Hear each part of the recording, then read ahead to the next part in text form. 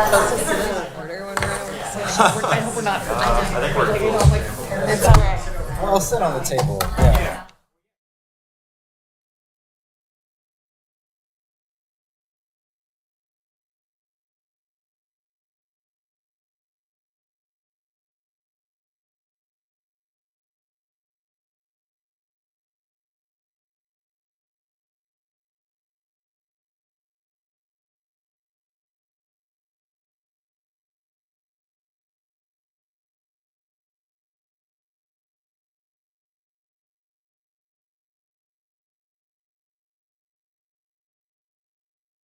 here.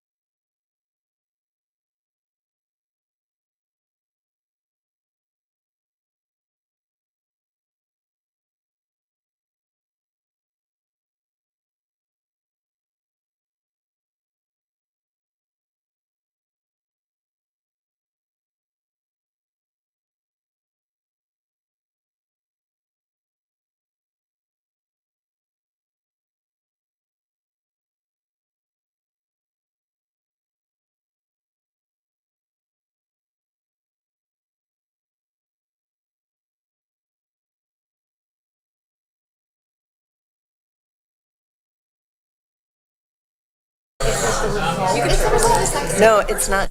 There. A certain time, that's Oh, I think I've heard these. so you need to like say it Yeah. Search as a well, look at your scores.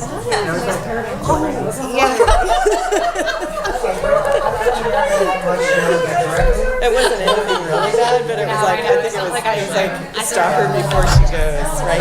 But it is an interesting thing. So he was explaining, how he, and then she said, I'm giving you a helpful presentation. I'm not telling you what to do. So that's why I was like, hey, come talk to me. Interesting rich. And wondering, like, yeah, it's the sunshine and rain.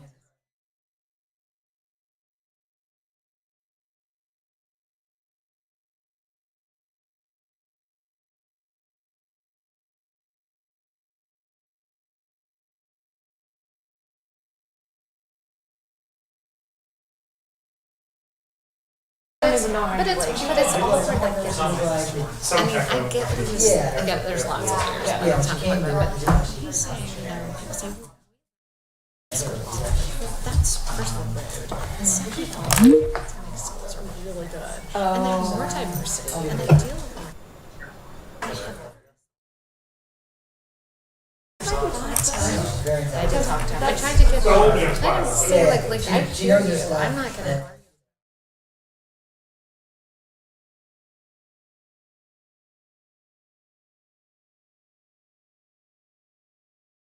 To get started, welcome everyone to the December 6, 2023 meeting of a joint meeting with the Planning Commission. We welcome our colleagues with the Housing Commission. It's good to see you all. Housing is the theme for tonight. Pretty much takes up all of our agenda. So I think the first order of business is for us to go around and introduce everybody. So I'll start out. I'm Tim Stevens, and I'm Chair of the Planning Commission. And I'm Brent Krasner. I'm the Vice Chair of the Planning Commission. Derek Hyra, Planning Commission. Housing and Human Services, Brendan speaking. Paul Statter, Planning Director with the city. Jack Trainer, Staff Planner and Planning Commission Clerk. Andrea Comont, Planning Commission. Sharon Friedlander, Planning Commission. Justine Underhill, Housing Commission. Hannah Jordan, Housing Commission. Jordan Hicks, Vice Chair of the Housing Commission. And Paul, is there anybody else that we wanted to introduce from back of the room?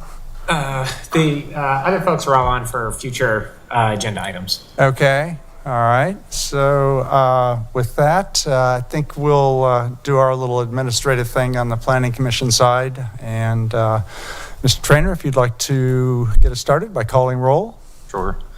Ms. Comont, Here. Ms. Friedlander, Here. Mr. Stevens, Here. Krasner, I'm here. Mr. Puentes, Here. and Mr. Hyra. Here. Quorum. Very good, thank you. So as I said, the theme for tonight is housing. And so with that, that's pretty much what takes up our agenda. If somebody on the Planning Commission would like to move to adopt our agenda. So moved. Second. All those in favor, say aye. Aye. All those opposed? Ayes have it. So we have our agenda. And with that, I believe first order of business is our guest speaker. So Mr. Stoddard, would you like to do the honor of introduction? Sure, I'd be happy to do that, Mr. Chair. So first, let me speak a little bit about the speaker series, which has now been a series that the Planning Commission has been running for several years, and we've had speakers come in on a range of topics. Obviously, land use planning, always interesting to the Planning Commission, but also housing, economic development, transportation, environmental sustainability. And thanks to Mr. Trainer's efforts, he revamped the speaker series webpage, so you can now see those talks organized by topic as well as by time. So that's helpful. It's on our online planning library. If you go to Google and search for Falls Church Planning Library, you'll find it under the speaker series. Continuing on that theme of housing, we have a guest speaker, Lyle Soley Yates. Lyle has served on the Charlottesville Planning Commission since 2018, including serving as chair. He has 2 planning degrees from the University of Virginia, worked 8 years with the Nature Conservancy, and now works at the University of Virginia School of Architecture as a planning lecturer and software lead. So tonight, Lyle's here to talk about Charlottesville's efforts to expand affordable housing options within Charlottesville and how they funded it. So I'll turn it over to you. All right, welcome, Mr. Soley Yates. Up. This might be a microphone problem. I mean, a speaker problem. Oh, we have a tech issue. We're working on it on our side.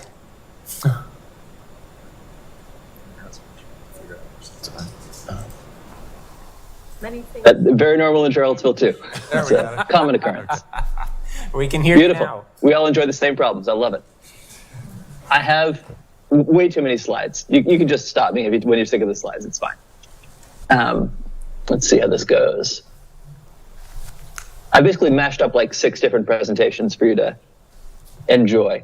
Hopefully it makes some sense. Let's see.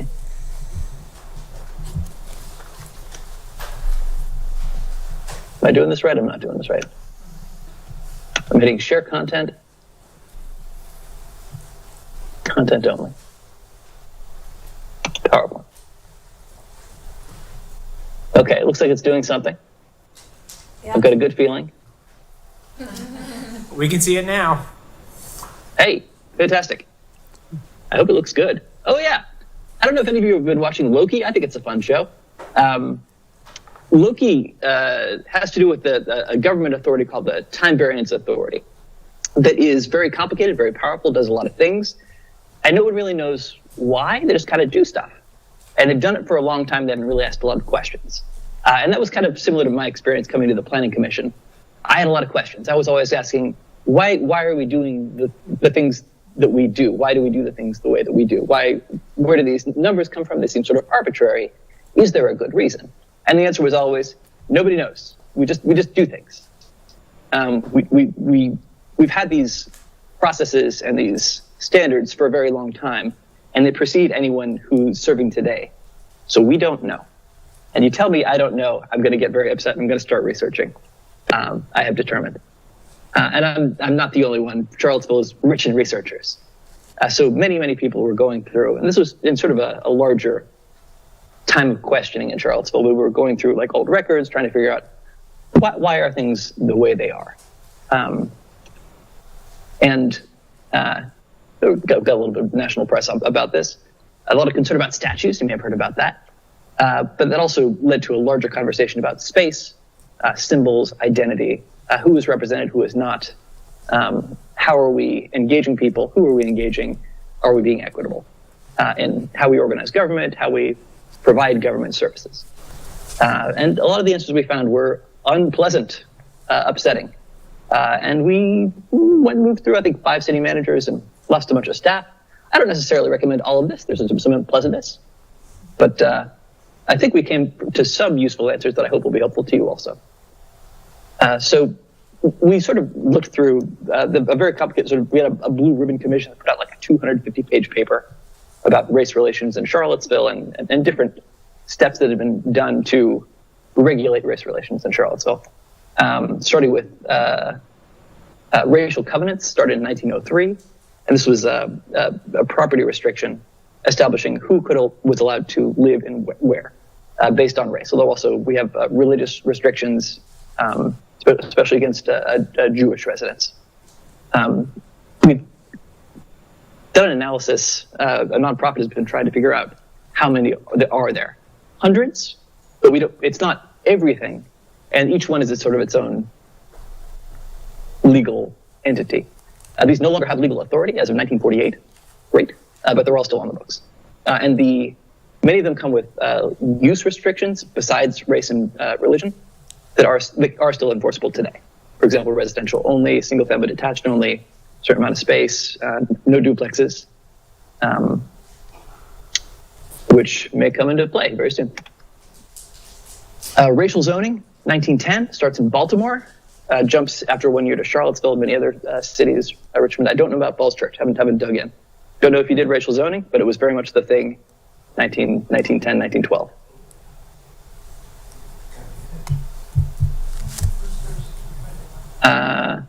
That was having some interface issues. There we go. So this was the ordinance for Charlottesville in 1912, which was dug up by Karen Waters Wicks, actually quite a few years ago now. 1917 goes to the Supreme Court. Supreme Court says you can't do racial zoning. Stop it. No explicit uniform racial zoning, 1917 forward, which led to a big sort of debate in the planning world of how do we do this if we can't do it. So there was a big meeting in 1918. And of course, I think that was in St. Louis, might have been Kansas City, where they talked about other regulatory options, more or less coincident with racial divisions. The idea is that we could strengthen other kinds of regulations that weren't explicitly racial, with direct limitation on type of dwelling, limiting the percentage of lot that could be covered, limitation of number of houses or families per acre, dwelling unit per acre. You might have heard that one before. Requirement of a certain minimum land area for each family housed. And there was a lot of concern that these would not meet Supreme Court muster because they were so clearly discriminatory. But they had some thoughts at this time in 1918. There may be ways to sort of coach judges to accept that there may be non-racial reasons to do these things. 1919, Harlan Bartholomew, sort of the dean of urban planning, sort of like our Sigmund Freud, went to Chicago trying to explain why St. Louis needed single-family zoning. Values have depreciated. Homes are either vacant or occupied by colored people or boarding houses, and values have gone down and down, and our people in that district have consistently moved out and out. So they were seeing, significant neighborhood change, including race and also income. So they felt that single-family zoning was required to stop that change. 1929, Charlottesville builds a apartment building in the middle of a lower area, creating some concerns. There's some drainage issues. I think it's pretty. You can go there today, Altamont. It's beautiful. It's historically preserved.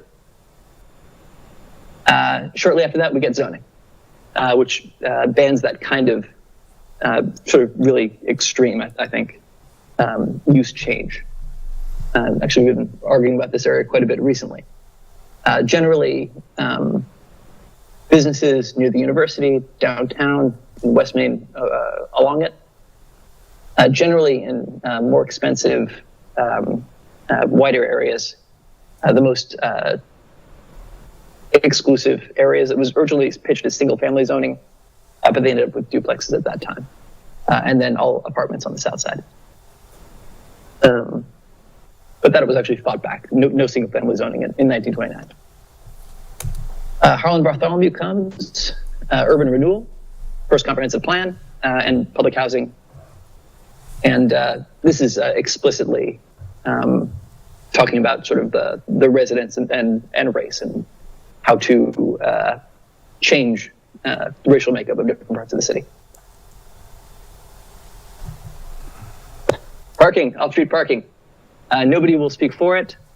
Council passes it unanimously. Single-family zoning, 1964, part of massive resistance. It would work a hardship on many people, but we had to do it. People are trying to crowd into duplexes. And this is an anti-blight measure. So 1964, now we need single-family zoning. Blight generally, it's in state code, but it's a useful way to talk about race without talking about race. You can say, well, we're not trying to hurt black people. We are trying to solve a blight problem that happens to hurt black people. It can be useful, but I think deceptive. And I think probably should be scrubbed from state law. I wouldn't hold your breath on that. Urban renewal is successful in Charlottesville. Huge areas of black communities are wiped off the map. We also get our first public housing. Zoning. This is our current zoning. It was established in 2003. We have corridors that are intended to accommodate some a little bit more density, some student housing, which has been somewhat successful.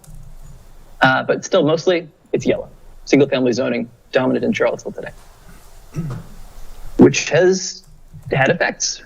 We got an analysis in 2015 of what this is doing. We have, at least in 2015, we had a lot of sort of mid-market housing, but very little for people making 30% of income, and very little for people making just a ton of income. So we have wealthy people buying out sort of middle class, and then middle class people buying out low-income housing, and low-income people have nothing. Sort of a musical chairs effect in 2015. Today, dramatically worse. 2018, the housing needs assessment. We actually quantify our deficit, and it's in the thousands. We started to put some numbers in how much money it would cost to solve this problem, and we realized we don't have that much money. Oh no. And we tried to figure out how much land it would take. We don't have that much land. So this is a problem bigger than we can solve if we try as hard as we can. Hard answer.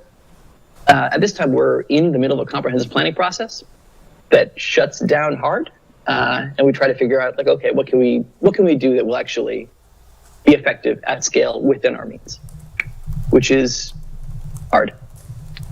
We go begging to the state. If you want to do something big, you've got to go begging to the state. We get special permission to be a pilot for much more liberal inclusionary zoning. Instead of the standard amounts, we can demand much more money as offset for inclusionary zoning. So potentially we could build quite a significant affordable housing war chest if we have the regulations to do it, which as of today we still don't have. These things take incredible amounts of time. 2020, we get a report I helped to work on looking at all this history and how it is shaping current regulations and current affordable housing and equity problems, segregation issues, access to opportunity issues. It is grim, but it's helpful for everyone to kind of work off the same facts. Charlottesville plans together. We wrote a request for proposals asking for affordable housing plan, comprehensive plan, full rezoning. We budgeted $1 million. We got some interest. The winner ended up being sort of a confabulation of different outfits. No one really does affordable housing plan, comp plan, and also zoning. Different firms specialize in different things. But the thought in the contract and in the process was that if we have everybody working together and talking, we won't have as much code collision. We won't have as much different plans fighting each other. The comprehensive plan fighting the zoning, fighting the affordable housing plan, as we had in 2018. Housing plan is done. This is the executive summary of the recommendations. It's not that long. I recommend reading it. A big one was we have to pay for housing. If we want housing, we can't just try to extract it from developers. We've tried. It's small dollar. It's small. It can't all just be proffers and one-off negotiations. So we had committed to $10 million a year in spending, which is the most of any for our means, the most of anyone in Virginia, and second only to Washington, D.C. And we're doing it. We've been doing it. Governance, having the people involved in affordable housing decisions involved in the governance, in the room, helping to make the decisions, which is hard and expensive. Land use, we actually have to allow the homes that we're trying to build, which has been a challenge for us. When you only have single family zoning in most of the city, you don't do a lot of affordable housing. You don't do a lot of LIHTC, low income housing tax credit. So our challenge was to figure out how do we actually allow the stuff we say we want on the map, in the future land use map, in the comprehensive plan, and then in the zoning. We've run into many problems with LIHTC projects getting caught up in various discretionary reviews where they very nearly lost federal funds because of our red tape, which is upsetting when we are funding the project. It's very much us tripping on ourselves. So getting the land use regulations to a place where we can allow the things we say we want and are paying to do. Harder than it sounds. Tenants' rights. It's a big ask in Virginia, sort of more aspirational there. This is very much a landlord state. The laws are not very tenant friendly. We have spent some money. We spent some COVID relief money, giving tenants some representation when they're being kicked out of their homes by landlords. But generally, this is more aspirational. This is something we can pay for. This is something we can go begging to Richmond for. But in general, there's not a lot we can do currently because of restrictions in Virginia. Subsidy, just spending that money, encouraging others to spend that money to do a variety of things to reduce displacement and to provide a sort of a ladder of housing opportunity. Passed unanimously, felt good. The city of Charlottesville will achieve a local housing market that is healthy, high quality, affordable, and above all, equitable. There seemed to be general agreement about that. Pretty good. Into the future land use map. The kumbaya moment is over. A lot of big feelings about this. Got some national press about this. People were concerned. When you talk about, in general, we all like affordable housing. When you talk about affordable housing in a specific place, you get a little bit of contention. So still, you may notice quite a lot of yellow. Yellow, very much the dominant color. So think of yellow as LIHTC is not going to happen. Mustard, LIHTC is not going to happen. In brown, you could do LIHTC. In purple and blue, you can do LIHTC. But the vast majority of the map, still, no way, not going to happen. But there's a lot more missing middle allowed. Duplex is allowed citywide in this plan. More housing is allowed near the university. I wouldn't describe it as consistent at all, but it's a marginal improvement. And there is an opportunity for affordable housing in every part of the city, though by no means a guarantee. There's also ideas about sort of what we call the 15-minute city now, of reducing auto dependency and creating opportunities for sort of neighborhood centers in every area to reduce car trips and parking issues. Also, I think we were charged to explore eliminating parking requirements. A charge to explore. Passed unanimously. Feels good. Into the zoning. Now it's real. The intention of the zoning was to pretty much just reflect what's in the comprehensive plan, which it is, I hope you'll agree, is a pretty tight similarities. We actually ended up putting a little bit more intensity on 29 North, which is sort of a commercial area, very high traffic. But I would say sort of sprawly.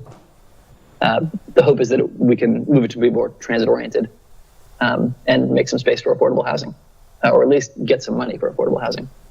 And again, quite a bit near the university downtown. And a little bit on the south edge of town, what's called Fifth Street Station. The money. So when we're doing capital planning, my understanding is that we do it a little bit differently than you do, and I'm hoping that the differences will be illustrative and helpful to you. So maybe familiar, this has to be something that is a good government purpose, that is essential. It's got to last more than 5 years. We're not just talking about, consumer goods and a nice lunch. This isn't just, paying the bills. This is one-off and very expensive projects. The examples, and this is just pulling from a staff report from like a month ago. Examples, fire station, Friendship Court redevelopment. So this is a private, nonprofit, subsidized housing development that we are partly funding, and quite a bit of it is coming through as low-income housing tax credits. Fully parked, of course, and including a child care component, which was very important to the residents, which was very expensive and difficult to do, but I agree is important. And then bridge and the school reconfiguration, which is insanely expensive. We went begging to Richmond for abilities to fundraise more, but they said no. Not fair. What is a capital budget? This may be familiar to you. What I like about this is it gives you an indication of what we're doing and how much money we're talking about. It's millions of dollars and many, many different affordable housing line items. Obviously, school is still getting vastly more. What is it? 8 times more? No, maybe 3 times more. But still, affordable housing, a significant component here. Doing things that we have to do, reasonable, health and safety, strategic, and having to do with a comprehensive plan. We've got a fresh comprehensive plan that we feel pretty good about. So it's good to have synergy with the capital improvement plan to enact what we say we want to do in the comprehensive plan. Here's a snapshot of what we're doing sort of thematically. Education, again, big spend. But housing, also a big spend. That's why it gets the red highlight. Very exciting. So number 2, largest spend over a 5-year period. But it is a significant investment. Public housing redevelopment is huge. And what's exciting about that is we can use bondable funds because those are held by a public body. We have a housing authority here that can hold them, and it does, for whatever reason, because they're not a third-party private entity, that is okay to be used for bonding funds. So we can use much cheaper money, whereas everything else is coming out of revenue. The Charlottesville Affordable Housing Fund, which is a pot of money that can be used competitively. Different nonprofits can apply to get those funds, and those generally go for their own low-income low-income housing tax credit applications.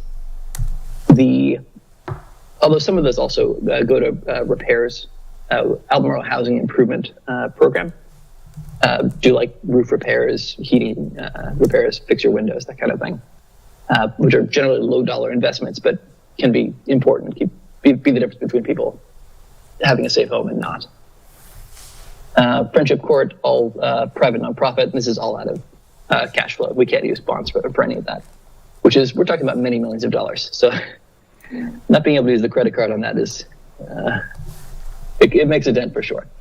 Supplemental rental assistance, we call it SISRAP, is the vouchers. It's a supplemental voucher system that we've created to allow us a little bit more flexibility with Section 8. Though we're having a lot of problems with it now because it is so expensive to live in Charlottesville that most of the people who get the thing can't use it in time, and those who can generally have to move to a surrounding locality to use it. So from a certain perspective, we're paying people to move away, which feels odd. Digging into this year's draft capital improvement plan that we're looking at, you can see this is broken up by bondable up top and non-bondable, and you can see by far what we're doing is not bondable. So I'm working with the staff right now to look at different ways that we can shift that balance so we can better use our bonding capacity to solve strategic problems. A land bank looks like the most promising option, but there might be a few different ways to go to use that more efficiently. And that is all the slides. Thank you. You've been so patient. Oh, I just wanted to mention, we've got this Budget Explorer tool. It's great. You might give it a look if you don't have one. It allows you to dig in and see what the current spend is in various categories, which is good for monitoring and control. Okay, well, thank you very much. A lot of information in a very short period of time. Glad we record these so we can go back and absorb them a little bit more leisurely. So I guess we could open it up to questions. Mr. Hyra, I'm going to assume, since you are our most passionate and knowledgeable person on housing, maybe we'll give you the first right to ask a question. All right. Wow, good seeing you up on the screen as opposed to in person. It's amazing that, in a short amount of time since we met, you're here now and presenting this great work. And I guess my question, well, first a comment, is that what I think is so powerful and amazing is how you've shifted the narrative and the politics, or at least you've changed the politics to get funding. I mean, when we think about our city and how much we spend on affordable housing compared to what Charlottesville spends, it's not even close. And I know you're a bigger municipality, but we don't do bonding for affordable housing. We don't have a public housing authority. We don't even spend any of our operating budget on affordable housing. We basically do inclusionary zoning. We have an affordable housing fund that we, put a little funding into that, and we get some units here and there. They're all one-offs. But you guys have thought deeply, systematically about the issues that you have there, which are not unique to Charlottesville. We have them here with a real affordable housing squeeze, but you have found a way to put money where your priorities are. And I think we here in Falls Church have very similar priorities, but we have not yet gotten to the point that we've put resources to have our priorities come to fruition. So I guess my question is, what made the turn? What allowed the funding, not billions, but millions of dollars to become available in the bonding capacity, but also in the operating budget and the capital improvement budget? How did you get the council to agree to do that? It was very challenging. So part of it was the Housing Authority was willing to put together an ask, which was enormous, which they knew was going to be gigantic. We knew would be gigantic. Many millions of dollars. Our public housing is falling apart, literally. And we put it off as long as we could until it became a little bit of an emergency. And then they came to the council saying, okay, this is what we need. It's millions of dollars. Can you do it?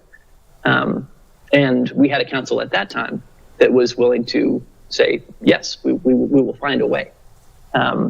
Mayor Walker was an essential part of that, sort of shifting the vote. We had some very important sort of placemaking investments. We're going to rebuild West Main, plant a lot of trees, some beautiful stonework, bury a bunch of power lines, very expensive. It was a very beautiful plan, $100 million plan, but it meant that we couldn't do things like affordable housing. So shifting the boat, we had to realize, well, we want buried power lines, we want beautiful trees and lovely stonework. But we could also use that money to rebuild our schools, to build affordable housing. So we had to make some tough choices and kill some good projects to make some other good projects happen. I was part of that on the Planning Commission, making recommendations on the capital program. And council had the courage to support our recommendations and push forward. Sounds like the first step is to make a request. Ask for it. Yes. I had a quick question. But the first step, you did a housing needs assessment, right? I mean, so there was, you did have the empirical kind of, you had the ammunition you needed to actually describe that with a lot of detail, I suppose, right? And then you said that was quantify how much that's going to what the ask was then based on that. Yes, and so the housing needs assessment included the cost and the numbers to rebuild public housing, which was helpful. That was actually the hardest data we were able to include in that and sort of build off of that. I was just wondering if you could expand a little bit on the difference in both how it's funded and how the money is used between the Affordable Housing Fund and the funds that you allocate through the CIP. The Affordable Housing Fund can take money from the CIP, and we do put money in from the CIP. That is also funded by inclusionary zoning. So it could be by proffers. It could be just by standard affordable housing ordinance today or the new ordinance once it becomes active, hopefully in January. Anybody else have a question? Andrea? You said you have about 10 million a year that you put towards housing. Can you tell me what the percent of do you happen to know what the percent of the total operating budget that might be? I can generate that. One moment. In the budget tracker? The budget tracker, you got me. Which I've already got open. Maybe while you're doing that, I'll tee up another different question. I liked the inclusion of governance in sort of the goals for your affordable housing program and the idea that it should be equitable and efficient implementation, including everybody and not just those folks who might be the most interested in the issue. How did you accomplish that? Or how are you working to accomplish that? Working. So we've staffed up a new agency, the Office of Community Solutions, who owns that problem. And it's just part of their work is to understand best practices and implement them. We've also have a deputy city manager who is in charge of equity work, who all she worries about is making sure that we get that right. Thanks. Did you happen to find the percentage? $228 million is our total. Okay. So 10 out of 228. Yes. Thank you. My math is not good enough to know what percent that might be, but I'll figure it out later. Thank you. Of course. Maybe 0.5%? Something like that. I actually have a question. Hey, how you doing? I'm actually a part of the Housing Human Services team here in City of Falls Church. Thank you. And I'm actually curious. I think it goes a long way to having a council that's amenable to more progressive affordable housing policies. But did you guys have to do any kind of marketing or outreach to the populace in general, especially if they're not necessarily as amenable to the idea of affordable housing? How did you pitch it? And I know it's really easy to kind of sit in a room and say, hey, look, well, these old policies were kind of based on racist purposes, but it's hard to make that case to people saying, hey, look, the policy you are against is not necessarily very modern. So the question is, is there a way to frame that isn't accusatory in any way, but also kind of is able to get people on your side in terms of how to get more buy-in from people writ large? I'd say our experience on that has been a mixed bag. Some of the things we've done have worked, some haven't. Getting people around sort of problem solving, and we did a bunch of outreach events where we had where people could be asked about their priorities for solving problems and on different tactics and approaches. And that seemed to be effective in getting the people who want to be involved in a survey sort of understanding problem solving. Quite a lot of public events and public meetings on these topics. The website, mailings, there's been a lot of press, local press about this issue. We're relatively rich in local media. So there's some awareness of the issues.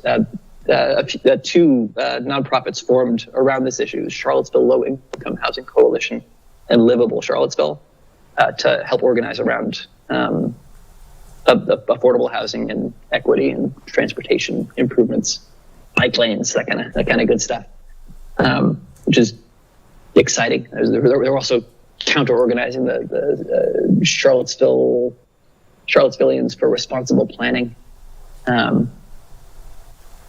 very active community, which is mostly good. Got it, thanks. I had one additional question. Given your background in the Nature Conservancy, I'm just wondering what kind of programs do you have to help low-income individuals with energy efficiency to kind of help improve their monthly budget situation? Yeah, we've got, so AHIP is one of them, which helps to fix up leaks, which is actually a real problem, and that reduces energy costs. I think we call it energy equity. There's also another nonprofit in town, LEAP, L-E-A-P, which I can't remember what it stands for, but okay, you know what I'm talking about. Yes. Which does this work. Actually, I think I got my solar panels through them,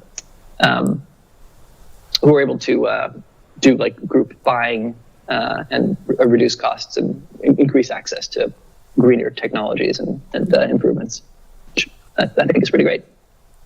And very low cost, all of this. Yeah, I think Charlottesville has an excellent reputation on those issues. So, thank you. Can I just add one more comment? And it just relates to Dre's your point about the budget and what % of the budget are they spending per year on affordable housing.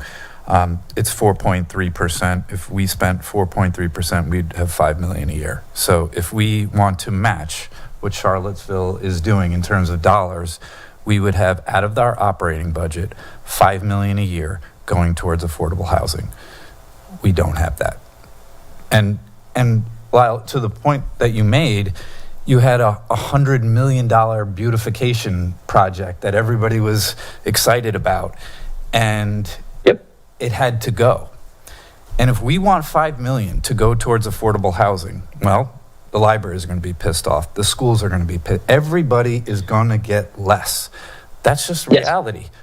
And we just need to be mindful of that and talk about it. If we want to shift our priorities, we are going to shift some dollars around. $5 million isn't just going to come out of thin air. It's not going to come through our development that we're doing. It's going to be real money that we're all going to fight about. And so it's just, I just want to bring that up because there is a cost to do this. And it means that maybe some environmental stuff gets a little less. Some of the schools gets, and definitely like it's our school system and the police force. Those two entities get the most of our budget. So we're going to have to like dial it back a little. So I just, again, I want to have this be based in reality, and the numbers are there. I think it is time for us and our council to, put the money where our mouth has been, where our plans are, and what we, are saying about we wanting to do affordable housing. And the number is clear. It's $5 million a year if you want to match what Charlottesville has done. Thank you for doing the math. Andrea? Can I just ask, maybe related to that, you talked about bonding. Can you talk a little bit more about how, you've done bonding, or you said that land banking is looking the most promising for bonding. Can you just elaborate on that a little bit? Yes. So mostly what we do for affordable housing is through third-party nonprofits, which doesn't give an ownership stake to the city. So we can't use that as collateral for a bond. What we can do for like a bridge. Whereas with the Public Housing Authority, because the Public Housing Authority still owns it, they're in some way related to Charlottesville bureaucratically. So there we can hold that to put a bond against. If we create a land bank, which we've been talking about for I think 5 years now, then that would have a similar kind of relationship where, because the land bank holds the land or could be naturally occurring affordable housing that's purchased, that could then be held against a bond, which would be financially much, much better. Thanks. So the land bank would allow you to do bonding over and above what you're currently doing just with the housing authority? Correct. Okay. Potentially, nonprofits could build on land held by the land bank, in which case we could have our cake and eat it too, which would be nice. Okay, maybe last question, Justine? Hi, I'm curious as a little bit about the zoning changes that you guys did. How were the adjustments to the zoning districts determined? And was there a lot of hand-wringing from the public over that? Yes, the hand wringing is continuing. The last public hearing was last night before council. Yes, there's heavy interest in this topic. There are many adjustments. So the maps were changed. Right now, in the current zoning, it's sort of very, very large seas of yellow, not a lot of differentiation. The new zoning introduces a lot of corridors, sort of a hierarchy of corridors, which matches our existing transportation plans.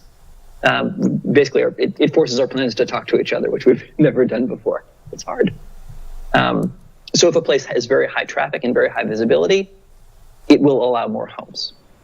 If there's better fire access, if there's better services, better access to transit, it will allow more homes. We especially looked at access to jobs, transit, grocery stores, schools, parks, of which we have quite a bit. And generally, those places are surrounded by single-family zoning today.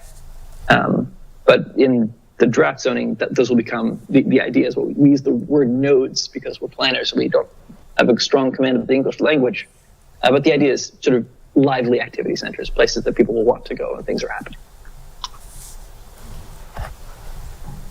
Just one follow-up point on that. I just think that's not a question. It points back to the equity goal. I think that if you have places that have good access to the resources that people need to live their lives, they shouldn't be confined only to single-family homeowners, and a limited number of people should not be able to enjoy those. You should be able to have more people enjoying those things.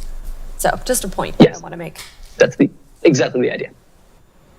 Which also hits our climate goals, which also hits our housing goals. A lot of this is surprisingly self-reinforcing or mutually reinforcing. Okay, well, given our full agenda tonight, we probably should move ahead. So, Lyle, on behalf of a lot of people in the room here, we thank you for the time and your information and your wisdom that you shared with us and the enthusiasm that you obviously have in Charlottesville. I think it's very informative for us. So thank you very much, and have a good evening. You're welcome. Reach out anytime you're in town. Happy to show you around. Very good. Okay, so I think we can move on to our next last agenda item for the Planning Commission side before we go into our joint work session. So, Mr. Trainer, do we have anybody that wants to speak to the Planning Commission tonight? I don't have any. Okay. All right, so with that, I believe we can move into our joint work session with the Housing Commission. Mr. Stoddard, would you like to introduce the topic? Sure. Chairs, I'm happy to introduce this item. This is a joint work session item. This is a presentation that's related to the ongoing demographic study. Members of the Stephen Fuller Institute are here to present their materials. There is no formal action requested tonight. This is presentation and discussion only. It is walking through the regional trends report and the demographics projection, and these same materials were viewed previously by City Council and the school board earlier this same week. And just to make everyone in the room aware that the numbers here tonight would be a precursor to an upcoming update for the demographics chapter. I'm afraid I may have stolen sort of most of your lines just by going over sort of our usual talking points, but I'll turn it over to Emily Bazemore as our lead planner on this effort for additional information. Thank you, Paul. Good evening, Planning Commission and Housing Commission. My name is Emily Bazemore. I'm a senior planner, and I've been working alongside a team of city staff, school staff, and SFI who's joining us tonight for a presentation on this demographic study. Tonight, the two groups are requested to receive a presentation from the Stephen Fuller Institute detailing the findings of the City of Falls Church's demographic study. The presentation will highlight data from the Regional Trends Report, as well as the demographic projections. The Trends Report and projections will inform, as Paul said, a scheduled update of the demographics chapter to the comprehensive plan. That's expected to kick off in winter 2024. Hopping down to the background section of the report, The demographic study has prepared updated demographic projections for housing, population, and employment. These are the city's first projections accounting for post-COVID changes and trends. Following the completion of the technical work, city staff will prepare an updated demographics chapter for the city's comprehensive plan and present it to the Planning Commission and City Council for formal adoption. The updated projections will be used in regional cooperative forecasting, school enrollment projections, and planning for affordable housing needs. City and school staff have worked jointly on this project with members from Planning, Housing and Human Services, Economic Development, and Falls Church City Public Schools. Now a brief introduction to the SFI team. The Stephen Fuller Institute was selected in July 2023 to lead the demographic study. The Institute was founded by longtime regional economist Stephen S. Fuller and is part of the Schar School of Policy and Government at George Mason University. Dr. Keith Waters, Assistant Director of SFI, is serving as the principal investigator as well as the operational lead in data gathering, data analysis, and preparing project deliverables. Dr. Terry Clower, Director of the CRA and SFI, serves as co-principal investigator and project lead for the study and has been coordinating team efforts. The study deliverables that the two groups will be looking at tonight are the regional trends report and the demographic projections. And then moving on to the timing portion of the staff report, I just want to highlight that, again, we selected the consultant team back in July of 2023. City Council reviewed the scope in a kickoff work session back in early October. The school board had a meeting to review school projections in mid-November, and this item just went to City Council and school board on Monday to review the trends report and the projections document. Now we're here before you tonight on December 6th to again have a joint work session of the Planning Commission and Housing Commission to review these deliverables. That's all from me, and I'm going to turn it over to the Stephen Fuller team. Thank you.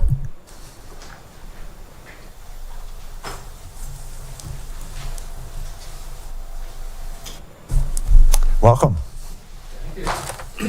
So this is Keith. I'm Terry Clower. Keith's going to be doing all the talking. I sit here with my sweater vest, looking very professorial for you. But we'll walk quickly through these materials, and then obviously I think many of you have been reading the materials. You do better than my students. You actually do your homework, but we'll be happy to go through any questions you may have. And I know some of you have seen this presentation before. Yes. So Put on the mics, they're not omnidirectional. I'll stand. That's all right. Should I sit down then? Easier. Yeah. All right. Unless you like to wave your arms. I'm not naturally a sitter, so this might cause problems. No, it's okay. As Emily said, my name is Keith Waters. I'm the Assistant Director of the Fuller Institute and the CRA. Terry is the Director of both. I think there are people in this room that have maybe been affiliated with Steve Fuller before. He was around for kind of a while. We're going to go over the regional trends and demographic employment forecast for the City of Falls Church. As an agenda, we will be going over the Washington economy very broadly, because obviously Falls Church does sit within the Washington area economy. And then we'll go through Falls Church regional trends, people, housing, and jobs. And then we will give our preferred projections at the end. Okay, so just ripping the Band-Aid right off. The way that we view things is that the Washington region economy is not doing well. It's underperformed the U.S. for over a decade. Despite what we believe of ourselves, we are lagging the nation, and we have been for 10 years. Between 2001 and 2005, the U.S. grew at an average rate of 2.6 gross economic output, so just like the stuff we make in services, grew at 2.6% per year, whereas the Washington MSA grew at 4.2%. For the next 5 years, between 2006 and 2010, we outperformed the U.S. again, averaging growth of 2.1% per year, where the U.S. grew at 1% per year. That is somewhat misleading because we did not we basically did not perform as poorly as the rest of the U.S. In the wake of the great financial crisis.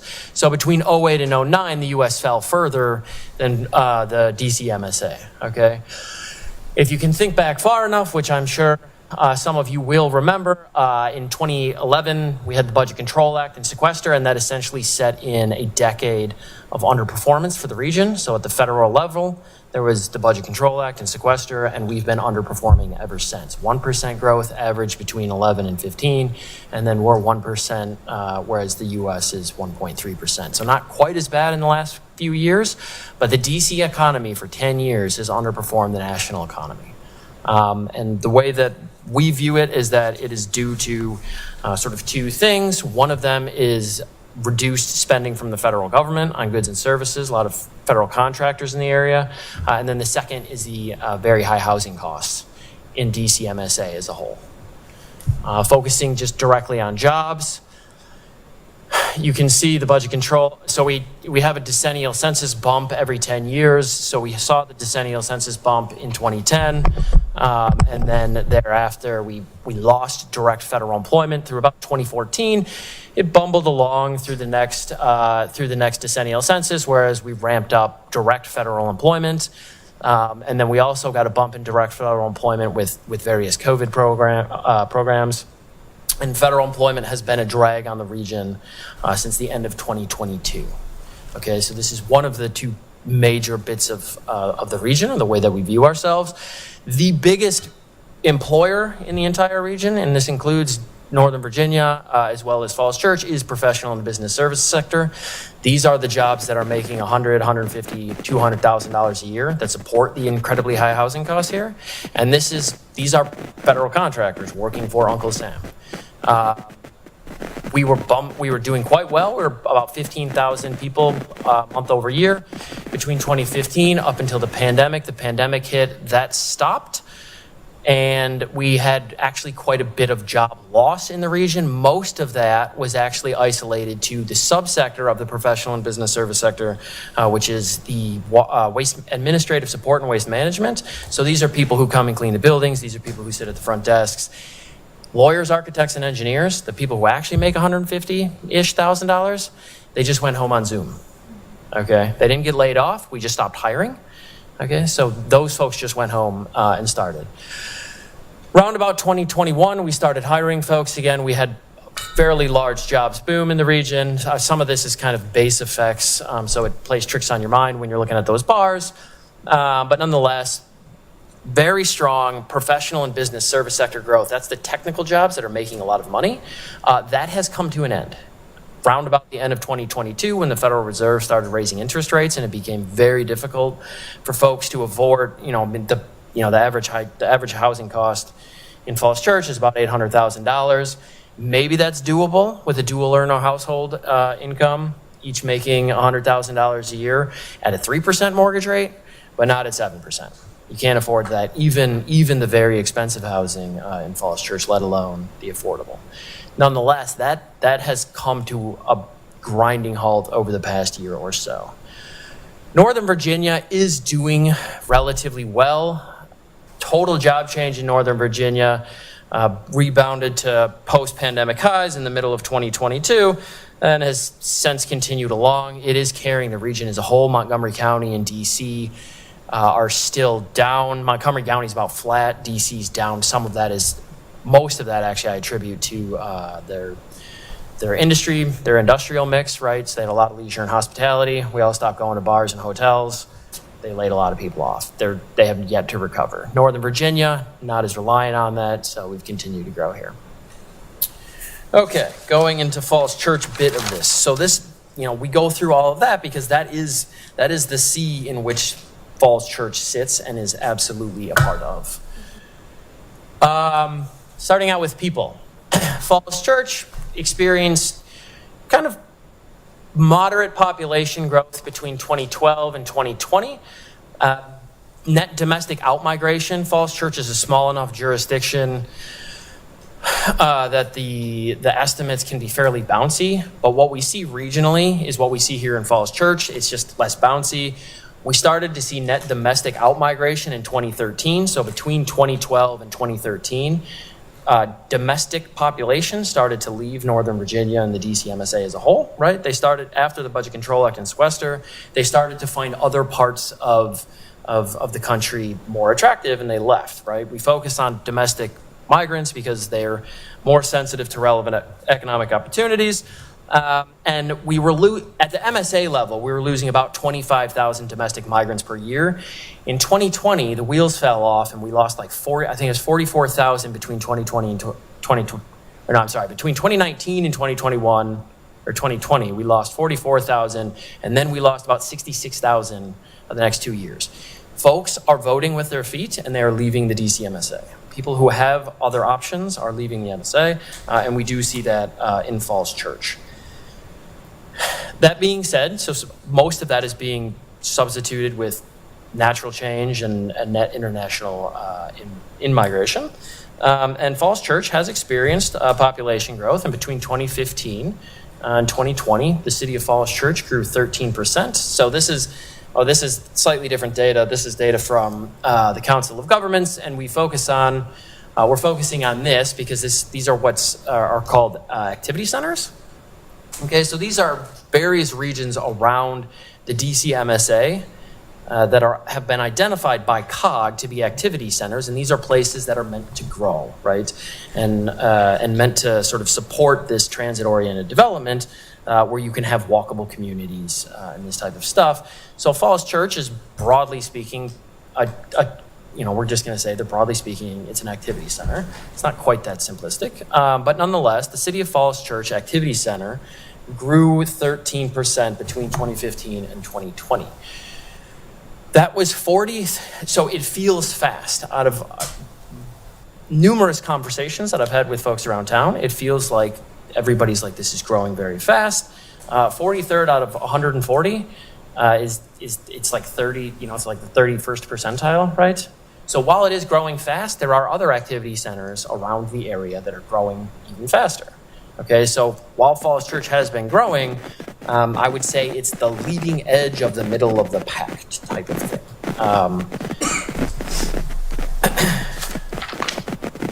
The places that are growing with domestic population, right? So these are the places that are relatively, that you can kind of think of as somewhat relatively more attractive post-pandemic, given the housing costs and the school and the amenity mix that places have, are going to be ex-urban areas. Frederick, the gray bars is domestic migration. Frederick up in Maryland grew domestic population quite notably. Fredericksburg, just generally ex-urban Maryland as well as ex-urban DC. The core suburbs, Fairfax County, Montgomery, Prince George's, all lost population between 2021 and 2022, and this was the same the year prior. Okay, so the core suburb of DC have been sort of shedding domestic migrants since the onset of the pandemic, and even further back than that, but it really kind of became untenable, and we'll talk about that a bit. Demographically, Falls Church has, for the most part, so these are ACS 5-year estimates, so these are samples taken over a 5-year period, hasn't really changed much over the past decade. So if you take the first 5 years of the past decade and the most recent 5 years that we have data for, 25% of the population is under 18. About 55% is in that band of 25 to 64. So not much change in age. Also not much change in the racial composition. 72% of the population was white in the first half of the decade, and then 71% was white in the second half of the decade. So very little change in racial composition. We do see change in the income composition. So between the first half and the second half of the decade, that upper band, that 200,000 K. So this is actually household income. 32% of households made 200,000. Did I just say that percent twice? Yeah. 32% of households made more than 200,000 per year. And then at the end of the decade, it was 35%. So this isn't solely due to inflation. This was twice the rate that we saw at the DC MSA as a whole. Okay, so Falls Church was wealthy and actually has gotten somewhat wealthier in the past few years. More notably, I call your attention on that one, that lowest band of folks in the lowest income threshold. And it's basically Falls Church. Is there a mic there? I'm sorry. I'll just slide it if you don't mind. Falls Church basically has become less affordable, and basically that means that folks of more modest means are moving out. And it's not just modest means. We'll actually get to that in a minute. Household composition between the two, between the early part of the decade and then the later part of the decade, the share of households that were comprised of families with kids actually grew from 31% up to 36%. And this came at the expense of single working age households for the most part between those two periods. I want to stress on this slide that while this grew, there was a lot of change during just that second sample. So the 2017 to 2021 sample, the school enrollment actually fell and is now coming back. Okay, so there was quite a bit of change within that sample that masks a lot of variation that we've seen just in the past few years. But nonetheless, this is kind of a longer term view, which is what we are sort of tasked with. But nonetheless, I just would like to make that more explicit. If we look at housing trends, what we have seen is Falls Church, again, is growing. So at the beginning of the decade, there were about 5,400 housing units. At the end of the decade, so in 2022, there's about 6,500 housing units. And the people per housing unit wavered somewhere between about 2.45 and about 2.25, right? So somewhere between 2.25 and a little under 2.5. So while the population has been sort of wavering per unit, for the most part, household sizes are staying relatively the same. If you look at the number of people per housing types, this is kind of what you would expect. Single-family dwellings are going to have a lot more people. Apartments are going to have a lot less. Something that came up earlier this week that you can look at in the enrollment generation rates, and this is something of interest particularly to the school board and the city council writ large. If you look at the enrollment generation rates, the 2023 number, so there's three rows there: single family dwelling, apartment and condo, and then townhome. If you look at the apartment and condo, what you'll notice is that the generation rate falls notably from 2019 down through 2021. And so this is the period where the school actually lost quite a few students. And most of this, for the most part, was actually isolated to apartments. And we'll kind of tell a little bit of a story about that in a second. Housing, so this is like number of people per housing units. But housing in general is very desirable in Falls Church. This is something that you all know. Something that I like to say is that as soon as you think about listing a single family dwelling unit in Falls Church, you don't even have to put the yard sign out. 14 people show up at your door, not to ask you about the yard sign, but with a check to sort of offer to buy your house, which is to say there is nothing to buy in Falls Church. The number of month's end active listings in the city of Falls Church fell from about 40 unit high in 2014 down to, essentially 10 at the best this last year, okay? So at the end of the month, there were only, if you got on Zillow, there'd only be 10 things that you'd be able to choose from to buy. Very few options. If you look at the gold bar, that's the number of closed sales. So that's the number of sales per month. That's actually stayed relatively flat. So how could the number of active listings be coming down while the number of closed sales has stayed relatively flat? Anytime anything goes on the market, it immediately gets purchased. These are the 14 people showing up at your door. So anything that goes on the market gets snapped up. There's very strong housing demand in Falls Church. Days on market, it's for condos, which is typically the least desirable housing unit, 6 days on market for condos in Falls Church. And this was, I think the last time I looked was August or something like this. So this isn't an old number. Actually, I think it was September on a call with your wonderful planning staff. One thing to kind of keep in mind, just to put that in perspective, you'll remember maybe that the old traditional measure of a balanced market between buyers and sellers in real estate is a 4-month inventory, not days, months. So this is just, it's so imbalanced. And you would expect that we'll talk about pricing and all that, but it's just incredibly. Many of us have been through the purchase, that of people that have put bids on 10 houses, 15 houses, 20 houses, and still, have been successful. So it's a challenge. On to housing prices. Falls Church, because it is a small jurisdiction, tends to be bouncy even when you use the median, which is what we call a robust statistic. 850,000 thereabouts for Falls Church. The 12-month moving average. This was a 72% premium over Northern Virginia in the prior to the pandemic. So it was about 72% over that gold bar. The green bar is about 72%. That has narrowed essentially in the last year. So it's actually narrowed to about, I think it was 44%.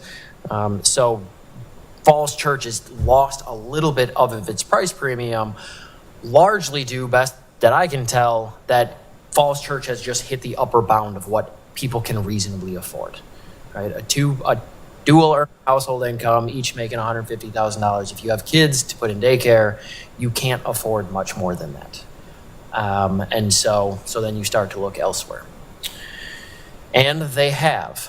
So this is the annual percent change in household income by residency. So this is a little bit tricky to explain, and so we're going to take a second to walk through it. The average income of somebody who left Falls Church between 2018 and 2019 was $72,000. So somebody who migrated out of Falls Church made about $72,000 between 2018 and 2019. Between 2019 and 2020, the average person who left Falls Church made $102,000. So it's not necessarily also that you're driving the low income people away. Also, people who are making quite a bit of money are also leaving. Yeah. What? They're going to McLean, yes, absolutely. Think about our high end of our market. It's the low end of McLean. So it gets to be a point where then all of a sudden you have choices. And if you can telecommute. It's not such a bad thing. I don't know if we want the highest people going, but just saying when we think about that, it isn't such a bad thing. I wouldn't look at that and say that's negative. You can think about, we got a lot of rich people moving in here, and then the upper people are also gaining more income, and they're like, you know what, now I can afford that place. I certainly appreciate that, and it's hard to know what exactly is, for Falls Church. You're small enough that our data just simply are not available in disaggregated ways to tell exactly.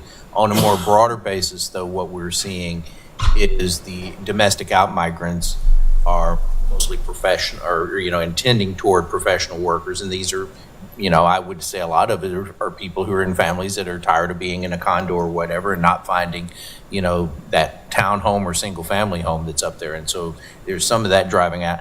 Whether that plays in, I can certainly appreciate that some would be going to McLean, but I'll tell you the other is not many of them, because there's not many houses for sale in the market in McLean either. So that's part of it. It's just an interesting phenomenon as we're seeing, but unfortunately we're losing some real talent out of here. We've got some. We'll share some data with you on some stuff that we were just looking at recently coming out of LinkedIn. So we're thinking, people who are LinkedIn are probably not mowing the yard, kind of thing. But if you look at that, we are losing a lot of folks to other big metro areas. Who's coming in? The real interesting data piece of that, you look at what metro areas they're coming from. They're coming from Tallahassee, State College, Charlottesville, Blacksburg, Boston, basically college towns. So we're getting them here as young people. Unfortunately, they go burn themselves out on the hill for a little while, and more of them are not staying. Now, that's a regional problem. You guys have the benefit of being so desirable with the school district being so highly regarded that you're seeing people just, trying to get in. Hasn't resorted to violence in the bidding wars out in front of the houses yet. And this is something that we talk about at length within the Northern Virginia Association of Realtors, is that there's just nothing to buy. And it's problematic for them because their commissions are obviously contingent on that. The DCMSA, back of the envelope calculations, lost $500 million, or it's $500 million lower this year. Well, if you look, because of tightened inventories, as you might imagine, that's finally had an impact on sales, the number of sales units. So compared to last year versus this year, realtors are earning about between $45 and $50 million per month less, just because the number of sales have gone down by 25% or so. Because a lot of people locked in their mortgage at 3% and they're not going to move. And so it's really constricting supply.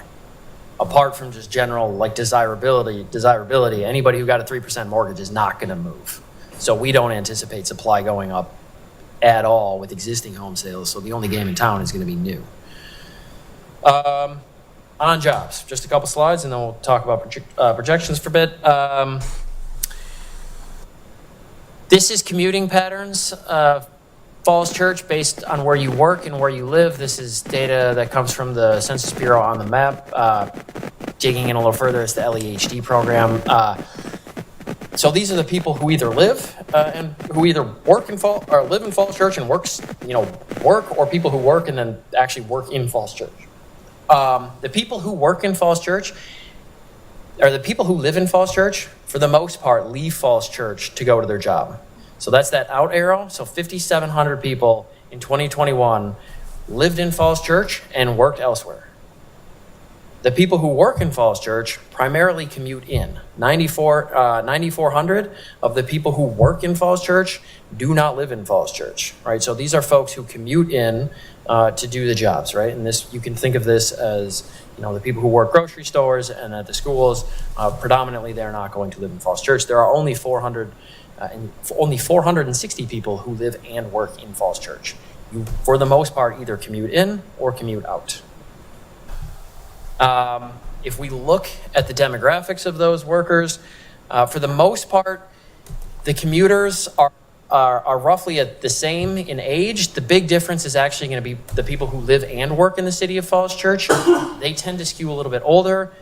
That sample is going to be a little bit more sensitive to sample size, just because it is a lot fewer people, but nonetheless, it's quite a bit it's quite a bit larger. So that 38% is that upper age category. And so these are likely people who have earned the right to work at home and this type of stuff. So they tend to work in Falls Church, live and work in Falls Church. The big difference, though, is going to be workers by earning. The people who come in, 45% of them make less than $40,000 a year. Only 24% of people who live in Falls Church and leave make less than $40,000 per year. So the people who are coming in to work make notably less than the people who live here and go elsewhere, right? And so this makes sense. The people who are supporting the high housing costs are commuting out to go to Tyson's, to go downtown. Falls Church projections, you guys have these numbers. The general methodology is we estimate net new housing units. We apply vacancy rates to those, and then we apply household sizes to the mix. We spent quite a bit of time on the school enrollment estimation as well, and then we do this with commercial space to estimate new jobs. For the most part, if you do this somewhat more in-depth projections, for the most part, it lines up with very, very simplistic stuff coming out of Weldon Cooper. In the long run, the big difference that I'll say between our projections and what comes out of Weldon Cooper's is the timing. There's a lot coming on the market right now, as you guys are well aware. West Falls Church, Broad in Washington, there are very large buildings that are coming on. Founders Row 2 is shortly thereafter. So some of the way that we view population growth and household growth in Falls Church, it's just a little more front loaded and then kind of tapers off out into the future. Okay. And so that is, I think, what we have for you. If there are questions, and I think you guys all have this, I know we had a couple questions online. Yeah. Happy to address those questions. Happy to I mean, address the trick is that what we're seeing is a continuation of some development. There will, we're assuming that into the future there will be other types of housing development. It's hard to, judge exactly what types that it might be. I know that you have initiatives that you're now doing about missing middle, pretty limited efforts. We're seeing that, we're monitoring that. We don't know what the market outcome is going to be. And of course, in Arlington, you still have the litigation going on. So we're waiting to see how that shapes out. But look, the future looks pretty bright. The school district is amazingly well prepared for growth. Either 2035 or 2040, they have capacity for it with the numbers that we gave them. They said we don't have to worry about building new buildings for 15 years. So, that looks in pretty good shape, and it's just a matter that you have. And listen, kind of putting this in context of your previous presentation is that, you got it.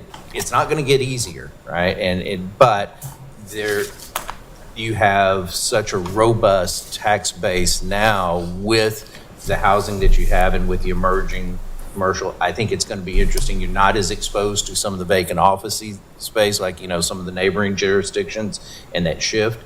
And if anything, I kind of wonder if you guys aren't really seeing good benefits coming out of the folks who are working more from home, that they walk out of the door and go down the street and have lunch here instead of having lunch downtown. It didn't make it into the slides, but establishment growth in Falls Church actually jumped quite a bit. The number, so when you look at the level, it doesn't look that impressive, but if you look at a percent change, I think we got the 2%. It's actually quite a large percent change. So people actually are starting to. Didn't jobs? Establishments. So the way that I'm thinking about this, we didn't go into it too far. It's people working from home and they start a side hustle and they put up a little LLC or something. Sticking on that, in the written materials, there's one of your method 2 slide. The table shows employment decreasing, short-term, medium, long-term in Falls Church, but growing in the region. It's the last. On the So I bring up the establishment slide because employment. There you go. It's this guy. Employment in Falls Church actually has been declining. So it declined and it's kind of stabilizing at the moment. We see sort of long-term stabilization within Falls Church. And then sort of slight growth after that. It's not really a jobs hub, as you're well aware. I mean, it's not Tyson's Corner, it's not DC, but you have experienced notable declines in employment basically since post 2012. Why would you project declines off into 2050? For employment?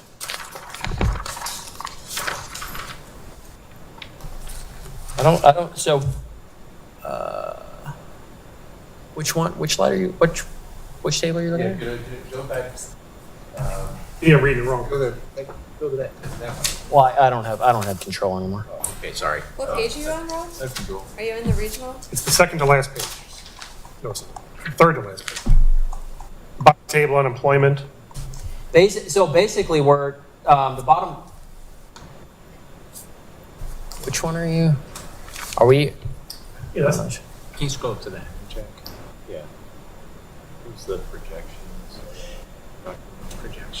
So, if actually just go back to the preferred projections, I think I know what you mean. So we provided 3 different sets of projections. So we fussed with Weldon Cooper's a little bit, their methods just on population. The employment methods that you're likely looking at are what's called exponential smoothing, right? And that's just statistical modeling. And so basically what we do is we look at the jobs over time and we project that out. And it takes in it's essentially trend line forecasting, right? The trends haven't been good recently. So we produced 3 different projections, but then we actually produced we produced numerous projections. If you take in the very recent past, because it hasn't been good, there are some projections that actually show long-term negative growth. We don't necessarily believe those. We think relatively flat, modest upgrowth through 2050. But it's going to be relatively small. We're not seeing a huge shift in that one way or the other. And of course, in a lot of these things, tell me what's going to happen for sure next year, even, that we're going on region-wide. We've been, for our normal around here for this region is about 50,000 jobs a year would be a pretty good steady. Obviously, last couple of years as we've been rebounding from the downturn, that's been much higher than that, 75, 80,000, something like that. My initial projection for next year is it's going to be at best about 25,000. Do you mind throwing the slides back up? I also have one other point to make. Sorry. So yes, we produce numerous projections. Some of them actually come out negative. On the one other thing that I'll say, for your tax base, for your housing prices, it's not a massive problem because most people go to Tyson's, most people go to TC. So when you look regionally, because we are still growing, particularly Northern Virginia, which you guys are very well geographically situated for, it's even if direct employment within the city of Falls Church declines that much, it's likely not a massive problem in the long run. The other one that I think it'd be really interesting to watch is that bottom line of, live, work, play seems to be a bit of fancy. The new development, some of that stuff that you have coming on, it's programmed really to promote some live, work, play. So I would think that number's going to go. Actually, that was when I looked at that number. Paul and I talked about it, and it was very much that, oh, wow. That's surprising. You'd think it'd be a little more than that, right? But so it's just a contextual thing that we're seeing. The other one that's really kind of interesting for you guys, this was something that was brought up at a conference we hosted, or a little event we hosted in October. John Peterson, Milt's son, the Peterson companies, and was talking about how different the internal structure of retail space is getting. Small shops that, the old kind of an old rule of thumb would have been you walk into a small mom and pop shop retail, 85% of the floor space was showroom up front where people were. That's now down to about 50%, and the back room is expanding to be fulfillment center activities. But then you also think about what that will do. Do you need more people doing the fulfillment center versus the clerks helping staff up front? We're not sure how that balances go up, but I could see where we would get, on a per establishment basis, fewer retail employees. And we have actually seen, even though retail sales are rebounding in this region, we've actually seen overall regional drops in total retail employment in the last year or so. So that 460 number, the live and work here within the city, you said that came from the Census Bureau on the map. Yes. Does that explain how they derived that data so we could get some sense of how, it seems like it's a small number.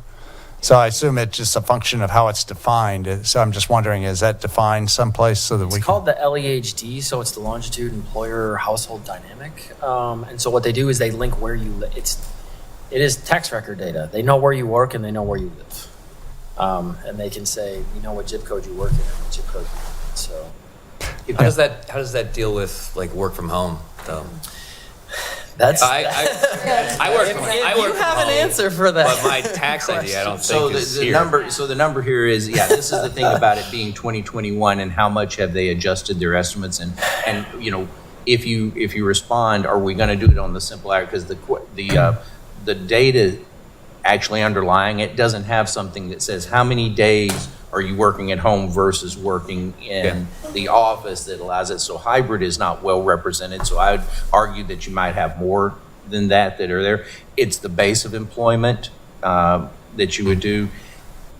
That it's going to be real interesting to see what the 2022, because during 2021, they really, the Bureau of Labor Statistics, all these are really, starting to ramp up. There's stuff about including work from home in their surveys. So we'll see more about that coming forward.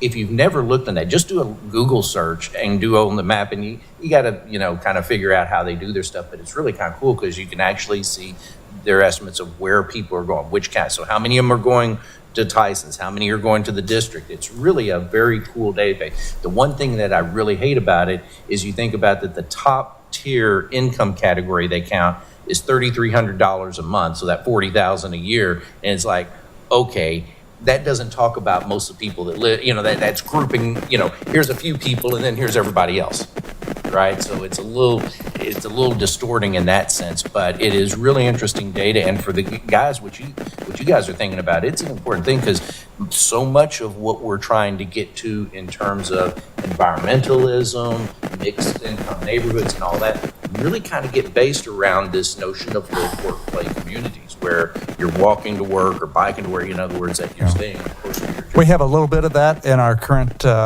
housing chapter in the comp plan, but I think that's probably a number that I'd like to see more emphasis given to for just what you touched on from an environmental standpoint, because the more live work we have, the less transportation emissions we have. So I think having strategies that look for ways to expand on that number would be something I think is important.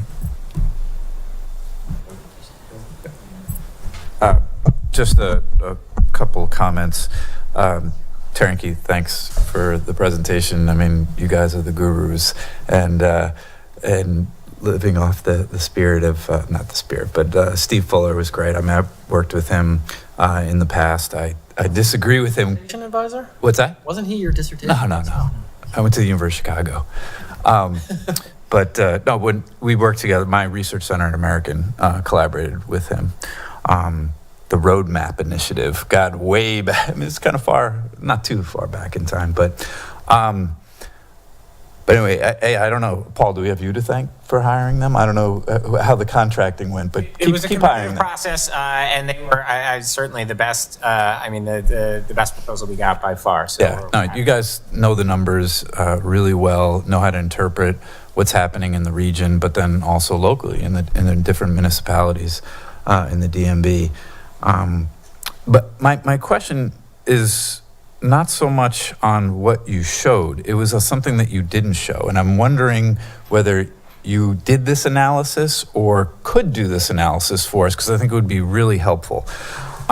So you have the property values and the population coming in and the income levels of people, and these projections, right, going out to 2050.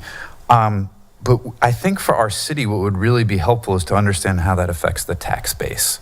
So if we had another chart of showing how much taxes are coming in on the property taxes, on the commercial tax, on the meals tax, so that we can better understand what pot of money do we have to play with. I mean, we just talked about we wanted to, potentially put $5 million in the future in affordable housing. Well, $5 million out of the existing budget, or what's the operating budget going to be next year, 10 years, 20 years out? And can you do that analysis? I know it's a little bit difficult, but all these projections and forecasting are difficult, right? Make a couple of assumptions about what's gonna happen here on our property taxes and all the different taxes that we collect. And give us an estimation on that, because I think that would really be helpful for our council, our city manager, to really think through all the development that we're doing, the population that is moving in and the population that's leaving, but then what's possible, what's feasible, how much money do we have? The schools are growing. They're gonna constantly ask us for more money. So is every single entity here is gonna want some of the pot, but we need to know how big is that pot really getting? Because we have to make decisions on infrastructure too. And there are a lot of things that we need to do in the city to accommodate the growth that we're gonna have with population, but we have to know how much money we have at our disposal. We could certainly do that. It was not a part of this. It's just, hitting some numbers for planning purposes and outlook. And as you know, all forecasts are wrong, and we just hope that we're in the neighborhood. And of course, what we really concentrate on was getting as tight a projection as we could for the school district, because they're worried about next year. Not so much the buildings, but you think about right now, if they all of a sudden have to hire 6 or 7 new faculty members, staff members as they would call them, try to do that in this market. It is really, because there's a lot more people leaving that profession than staying in it. And even as attractive as you guys are, it would be very difficult for them. Having said that, we certainly could do that. The thing that would get interesting trying to do that, as well as is the impact of some of these things. So you're talking about wanting to do maybe some of the middle income housing, the whole tear down and rebuild phenomenon that's going on in some neighborhoods, and how that would pay. I think you could, start building some of those up. Just remember that whatever extra money you get, Wes Clark wants it all to pay for his fiscal deficit at WMATA. We're so tiny, we barely contribute. We're within 50,000. Yeah, but yeah, well, there's a whole lot of folks who are trying to figure out where is that going to come from, But no. And the school system will ask you for more money next year. I think it came up. Oh, of course, yes, it did. It did come up, and it's just a matter of staff raises and all. But yeah, we could certainly do that, and we can talk about, Paul, what the parameters would be around that. And it would just be one of layout. It'd be easy enough to do some things about a little bit of sensitivity analysis on it and have something where you guys could have even a relatively simplified, and I've done this for other communities, create a little bit of a simplified spreadsheet that's not meant to be real precise, but give you an overall, if this happens, here's how the bottom line shifts. We've used that in land planning charrettes and also where the public were actually given kind of, a little spreadsheet thing. They could say, well, if we do, 8 acres of development in mid-rise apartments, what's the net impact given school cost and all that versus commercial real estate or something else. So yeah, there's some things that we could do and help with that. And I think, maybe some tools for you. Just understanding it would not be perfect, but some information is better than none. I have another question about scope and what's in scope, what's out of scope.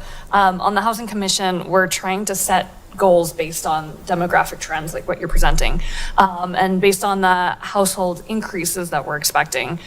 Is there a way to break down the types of housing that we'll need, like condos, single family homes, apartments, townhomes, levels, income levels, things like area median income or percent of area median income that we should be trying to incorporate here? And then I guess that also plays into how we're projecting the number of households that are moving in here. Is it, based on supply, based on demand, based on just what the DC region is expecting to increase, and how we... So that was one of the key things that we chose to do in this one, differentiated from what Weldon Cooper would do, is we took it very much on an approach like Dr. Sturdivant had done, I believe in a previous, where this is based on what we are seeing being developed. So it's a supply side issue, and the assumption of what's being built is taking this on a very much of an average. If you would tell me, one of the things that I think we very much need to think about in this region are family size multifamily units, not 1 and 2 bedroom units, but more than that. But there are folks who will be dead set against that, because of the impacts on schools or whatever. But if that's a real hole. Just remember, from a developer perspective, they just about have to be incentivized because their profit margins on a 3 or 4 bedroom apartment are substantially less than 1 or 2 unit. And John Peterson actually brought that up at the NVTA meeting that we had, or maybe it was just in discussions before, but there's no 2-bedroom apartments available, because you can imagine situations where if all of a sudden you're working from home half the week, it's kind of nice to have a second bedroom. It's not a bedroom anymore, it's an office. And I know of people personally who use it as they actually have to have a room where they can lock their computer. So they can't even be in the room with their spouse to work. So there's just very little in the way of larger units. Is there a way to get actual numbers though? I mean, that's where it's predicting what we would need in Falls Church. In terms of what you need, quite honestly, let me phrase it this way, I'm not trying to be cheeky about it, but given this quality of schools and you're inside the Beltway and you have pretty good amenities, actually very good amenities, the dynamic is not you meeting demand, it's a matter of what you're willing to build, because whatever you build will be filled. That's absolutely true. So if you guys as a community can come around to this notion that you want to build something that looks a little different than what's here today, or have it reshaped through redevelopment of single family properties or anything like that, I promise you, whatever goes up, there is going to be demand. Mm-hmm. So it's not demand driven, it's just what you guys what you guys can politically accomplish. And also, we have not modeled anything like what Alexandria just did, which is eliminate single-family zoning. That makes it much more difficult of a task. So that's something to consider, is what city council, these are in some ways choices for you all. Well, and I think there's also a snowball effect of that, right? Like if we're talking about increasing housing supply and increasing the amount of sizes of housing supply, what effect will that have on the infrastructure that right now it works? The schools right now, they work. And right now it looks like we're good until 2035. But how do those numbers start to shift, and when does that start to come forward into our planning, so that now we're kind of at a junction when we don't have the infrastructure that we need to support all this new growth? Getting to something that Mr. Hyra was talking about, this is where for some of your modeling, a more sophisticated version of fiscal impact assessment, where it's not average cost modeling, it's marginal cost, because at what point do you have to, add a new pump station to the water system, or you have to rebuild an existing sewer. And these are some of the things that folks that are opposed to the middle income initiative in Arlington are saying, oh, it's going to create this and that. We don't know about that. And of course, the numbers of what they're talking about are so small so far. Right. But it is one to really think about, of where your infrastructure is. I don't know what the condition is on this, but there are communities in this region that are just hammered because they're sitting on 50, 60-year-old water system infrastructure, and they're selling them off just because they have no public funds to actually rebuild them properly. We did a study for a retirement community a few years back. I don't want to tell you which one, but they had some bills coming due that they hadn't budgeted for. But on the topic of snowballing, one of the things that we've talked about that we're concerned with is that if we've been underperforming for 10 years, look, we're probably not going to backslide as a DCMSA, because if nobody's moving the Pentagon, I don't know, maybe you all know how to move the Pentagon, but it's unlikely to be moved. We're likely to enter a period of just economic stagnations. All of the budget talks downtown are, 1% growth in federal spending.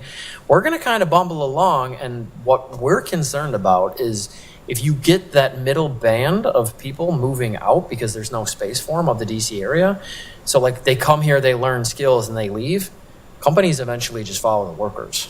And so we start to lose the amazing jobs that we've been accustomed to for the past. And we're already starting to see it. I mean, this is the scariest chart to me, is watching that professional and business service. If I want a new job, forget about it. Like, I'm stuck with Terry. We are. He's great. He's great. Exactly.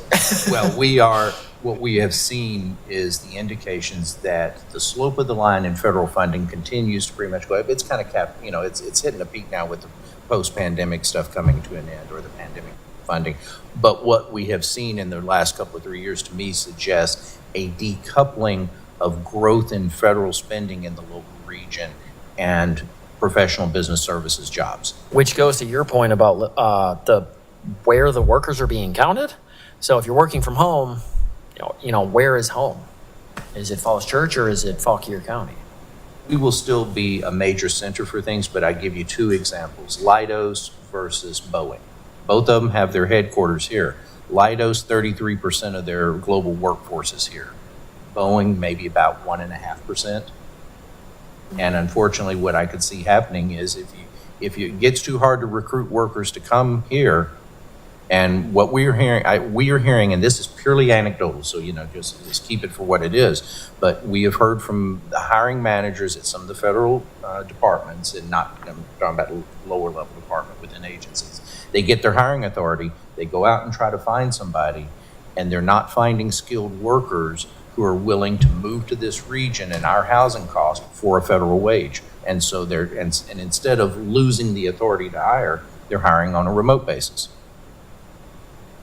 Or effectively remote basis. Which you have to be here within 24 hours. If you get to it, some of the things that you guys are thinking about in terms of not just the low end of affordability, but workforce housing, that is the competitive imperative that we are facing in this region is figuring out a way to have the kind of, family housing that will keep our young families here.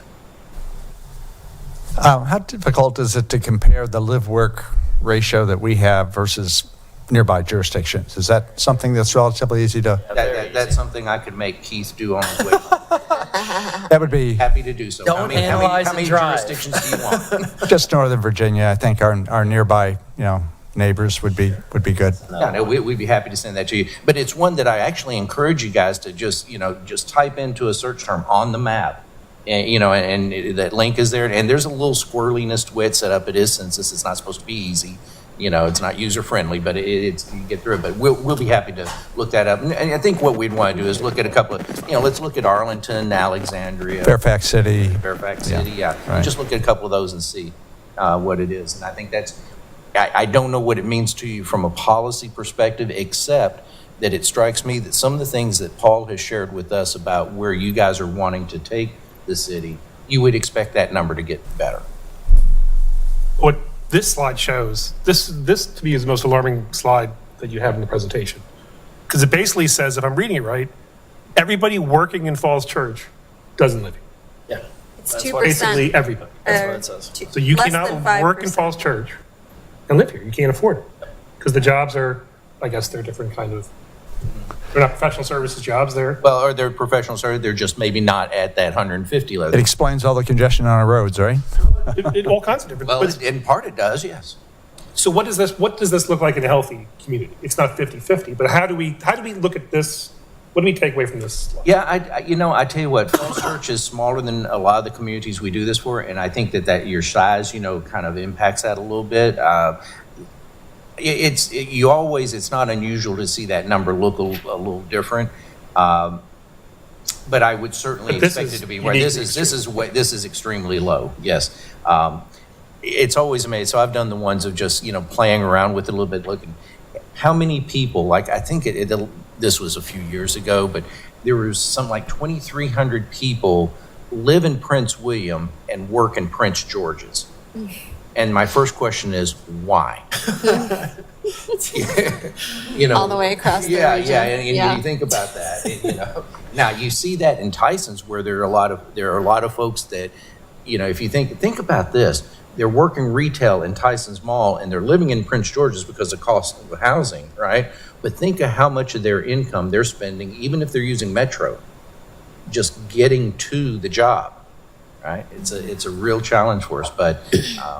But on the map, it shows that the folks are coming from Bailey or somewhere in the region. It won't give it. It usually does it by jurisdiction and county level, so it won't let us break it. I don't think there's a on the map version that actually gets down into census tracts or. They give you, I think, my recollection, and it's been a bit since I looked at I think they'll give you like hotspots, and they'll show you like where people are from and this type of stuff. So, but we'll be happy to do that, and we'll send the information to Paul, and he can. Isn't the commuting pattern? That's it's a scale thing, as you said. If you compared us to a couple census tracts just outside our borders, or even in McLean that has a downtown core with some jobs, I think you'd probably find a similar thing that the housing costs are so high, and that it is a mismatch. The jobs that are here don't pay the wage that.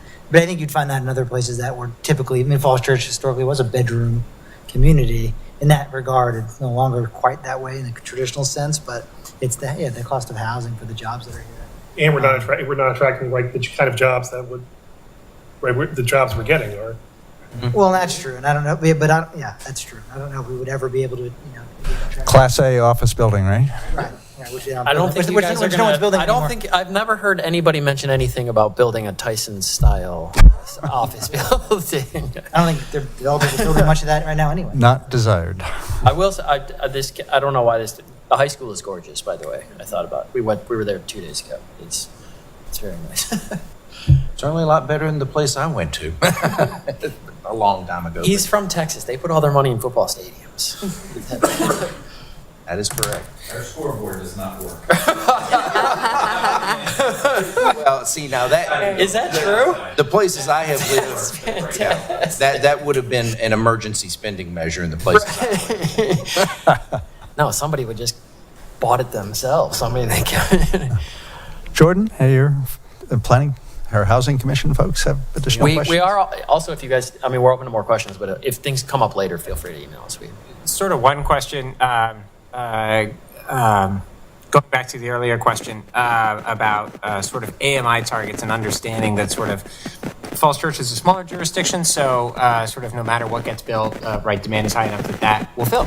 So it's maybe you can't ask the question based on sort of like, well, what's going to fill up? So what's the demand? But I wonder if instead we were to look at, well, gosh, maybe, from a policy perspective, whether that's environmental or livability or equity or transportation, whatever you want it to be, right, that number shouldn't be 460 people, right? It should be possible for more than 460 people who work here to live here. And so maybe that's a way of coming at that target that, do we want to have a policy goal that says, 10%, 15%, whatever percent of workers it is inside the city, and then could we use sort of that policy goal to then back into, okay, well, if that's the goal, then what price points do we need to be hitting? That will likely be higher than the 5 million he roughly estimated earlier, is my suspicion. But it'd be interesting, and Mr. Fuentes, obviously, you're very much aware, you're thinking about the mobility implications of all of this is absolutely critical from this and what we're having to spend regionally and what we need to be investing in regionally. And the micro mobility as well as the more traditional. And that live, work, play is what will allow a lot of that, I think. And, live, work, play doesn't mean you have to be, you walk downstairs and you go into in the other. One of the things that's really challenging us that you guys will be at the base of is what does appropriate land use control look like into the future? And I would tell you that we're working on stuff. I'm going to hypothesize that it's not traditional Euclidean zoning. It's more form-based codes. It's more activity, and it's a whole lot of anything that gets built now that's not residential needs to be highly flexible and convertible for multiple uses in the future. What do we do with all these empty office buildings is what he says. Fortunately, most of those empty office buildings have to be torn down. It's the national estimates out of the engineering associations is maybe 10% of existing office structures can reasonably be converted. They have deep cores and no plumbing, so. Mm-hmm.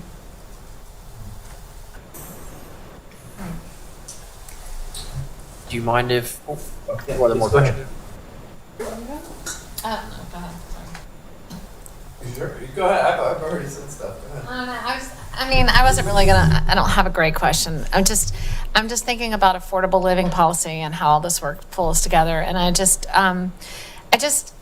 do you have any advice? I guess is what I'm looking for. Like, we're trying to come up with goals. We're trying to come up with affordable living policy that encompasses a lot of different aspects of community living. And it's just kind of overwhelming feeling right now. It's like everybody's. Well, it is. Yeah. So stay tuned. We are engaging in a series of smaller research efforts, and there are a lot of folks doing most of it, but we're looking at, we are very concerned. The message that we have now is that this pathway we're on could create a path dependency of what I'm calling perpetual economic mediocrity. Meaning that we're not going to blow away. We're not Detroit. We're not going to lose most of our population, but we're not going to perform at the level that this community as a whole is very much used to doing and was creating the kind of public revenues that you could afford to have very high levels of amenities.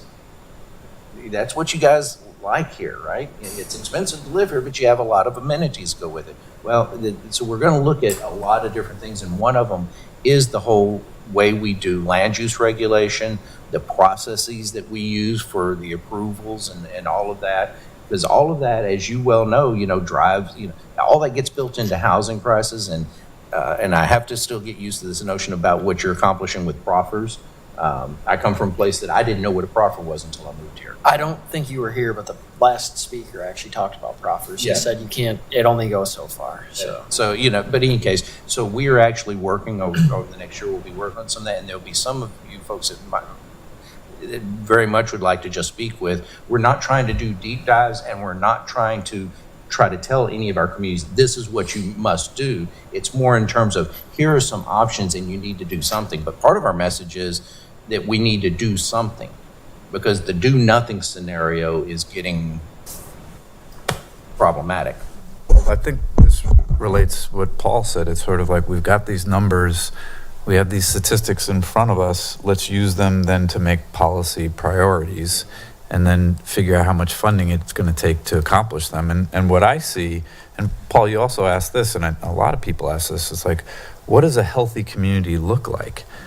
To me, and this is just my definition, is if you have people at all the different income bands, and you have a diversity in race and ethnicity and nationality, but race and class are intertwined in our country. But using the numbers that we've seen that you've presented, where are we losing? We are losing the lower end, right? So we've got to put money to keep the lower end units. No developer is going to push for that. We have to push for that. Where are we also losing? We're losing at the upper end. I don't know if we're that concerned, but if we are, we have to build we got to talk to a developer and say, you're doing the 2.5, you're doing the 3, push it to 3.5, see if you can do that. But then also we have to think about how do we take the tax base that comes from a house at that price point and filter it into our affordable housing policy. But the other thing is, and Letty, you've been pushing on this very hard, the missing middle. And I know we've had a lot of debates on what the missing middle is. For me, the middle is not the middle height level. The middle is middle affordability. It has to do with the income band. And we are losing $600,000 homes that are being torn down that now go for 1.5, 1.1, a lot. A third, a little over a third of an acre lot went for 1.2. It was a tear down. Just the lot, 1.2. It's crazy. But so do we have any policies of preserving our $600,000 single family homes? If we want that housing structure, which that housing structure is in our community, but we're losing it like crazy, but if we want a diversity on income, we have to think about an affordable housing policy to preserve a $600,000 single family home. But it might look a little different from what you're used to, whereas maybe that that is the 1.5. And then, I mean, I am aware that you guys have recently passed T-zones, and maybe that is where it starts to look more like 6. No, it's 8. We did the analysis. 800,000 they're going to start at for a townhome. But, we failed as a community, I feel, to subsidize. We could have subsidized it to have some affordability in there. We didn't do it. But that's where our townhomes are going to be 800,000 starting. I will say that you mentioned something that we don't hear very often. When you were talking about what is healthy, the fact that you even mentioned, let's talk to developers, that communication is quite healthy. So I just kudos to you for that. Yeah, but I think you're spot on about the workforce, units and all that, and that's a lot what we want to do. If you think about it, the old rule of thumb in economic development is your primary. Most of your workers have to be within a 30-minute commute if you want to retain them. Of course, we know that doesn't apply up here because 30 minutes doesn't get you down the street some days. He moved to Stafford County. And I can tell you, using the hot lanes, I can get to Arlington as fast as I could from coming from Fair Oaks, in Fairfax. So it just costs. I just make sure I drive my wife's car so it hits her credit card, not mine. The point is that I think you guys have a lot. You're asking the right questions. And no, I don't have all the answers yet, but as soon as I figure them out, I'll go on the speaking circuit, be on TikTok, whatever it is, right? But we can have some. But we're happy to support you in however we can. We'll look at this additional information. If you have other questions, be sure and feel free to reach out to us directly. Reach out to Paul, and we'll be happy to answer those. If you see something, these documents are still kind of in draft form, so we're still finalizing. So if you see something in there that you think needs to be tweaked or you have a real question about, let us know quickly because we have to. When are we supposed to have this wrapped up, Emily? Yeah, so we'll be pretty quick, but thank you very much for your questions. Thank you. We appreciate it. It's a good discussion. Yep, thanks very much. Thank you. We're going to sneak out of here. I have a little one to.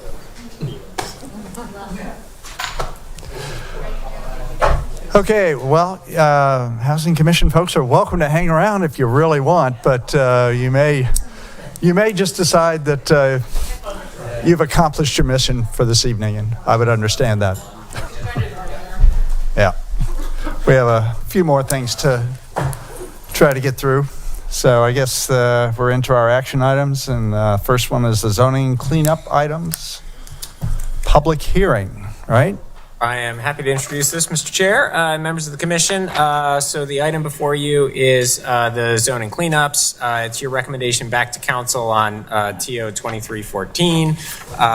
Planning Commission is requested tonight to hold a public hearing as well as make a recommendation back to council.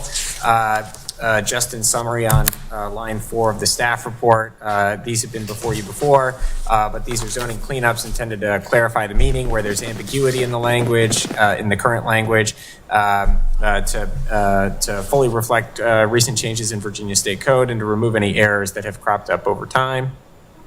This was last before you as a work session item at your November 1st, 2023 meeting.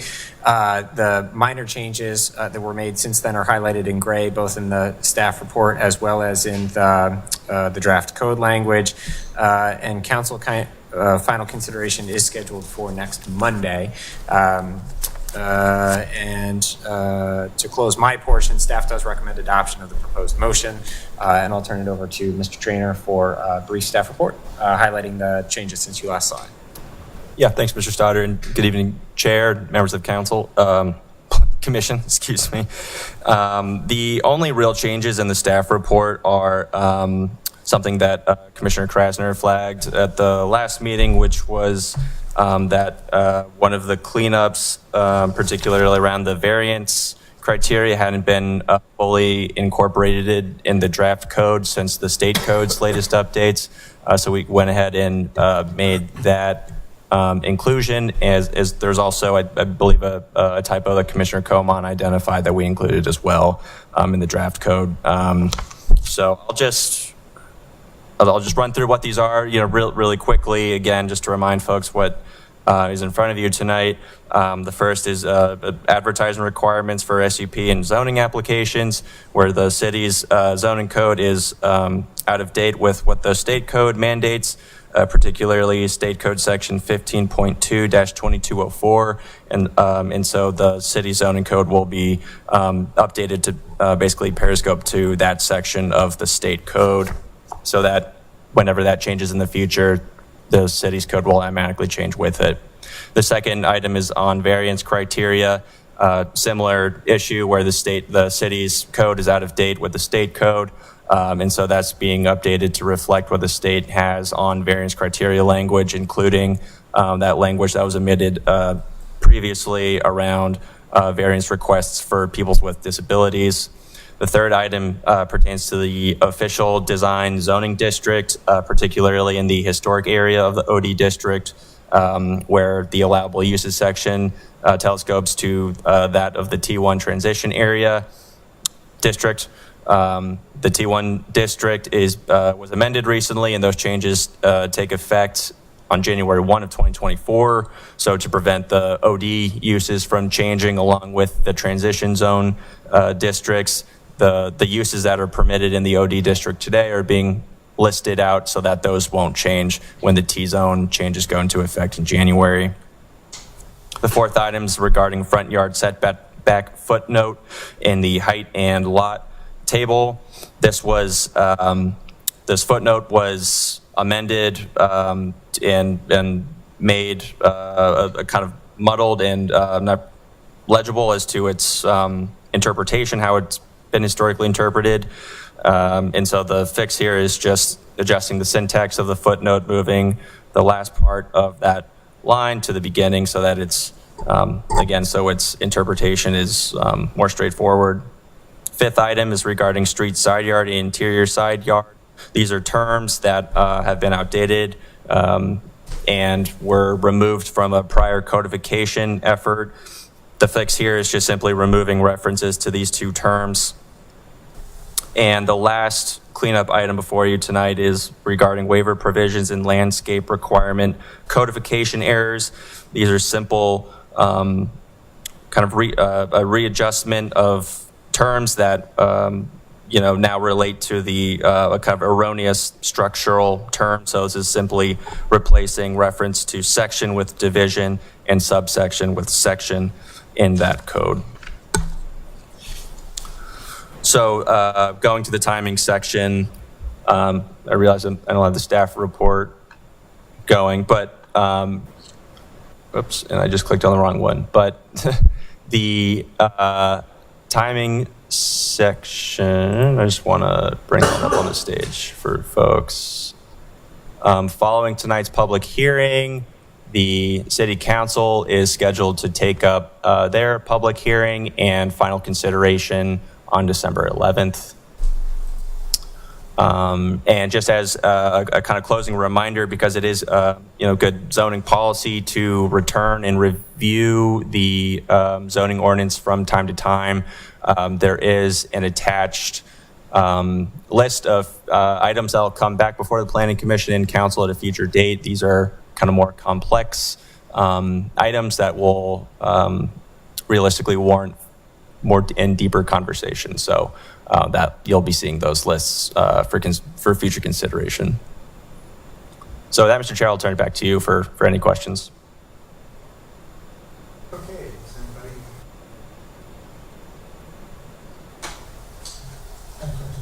I had a few questions. Well, first of all, yeah, thank you for incorporating what I raised. I don't even remember when that was. I guess it was back in November. And then I know this was on the agenda for the meeting that got canceled, I think. Appreciate that. I went through some of the public comments we received. I know it's a public hearing. I don't know if it's here to speak, but in the correspondence, I think all the correspondence we received, for the most part, was related to this item tonight. And, they raised a couple interesting points that I don't know if we had talked about regarding, public notice requirements. And, I think, I'm not saying we should hold up this item tonight, but I do think that, they raised a few good points that I hadn't honestly focused on that much, that part of the ordinance here. The state code provides the minimum requirements for public notice in the Commonwealth for any items, whether it's special use permits, rezonings, zoning ordinance changes, but jurisdictions are fully enabled to require more than that, and to have more robust notice requirements. And the letters use some local examples in Arlington and Fairfax. I'm very familiar with the Fairfax requirements, obviously, but I guess it may be something that's worth a look. And I don't know if we have, it's something that should hold up some of the other changes here that are probably worth, we can still do these and then come back at a different point in time in the future and look at that. But they raised some good points, by referencing state code, that's fine. And I think that's, there's nothing that's totally acceptable. I think to reference the state code, and the state code gets updated, we have to do it. But, I think, given the type of jurisdiction I think we aspire to be that we are today and aspire to be, I think we always want to be more inclusive and as far as outreach goes on some of these things. And to the extent, we've gotten feedback on previous, whether they were, whatever the matter was, I think that there's always room to maybe look at ways we can do better as far as public notice goes. So all that to say is that's kind of a long soliloquy. I guess my question is, did staff, read the public comment? And what are your thoughts on that issue? Was there any thought given to, maybe beefing up our notice language? I think what's in there, it may have been in there for many, many years and just carried forward. But was there ever any thought to maybe looking at that, in light of, some of those comments?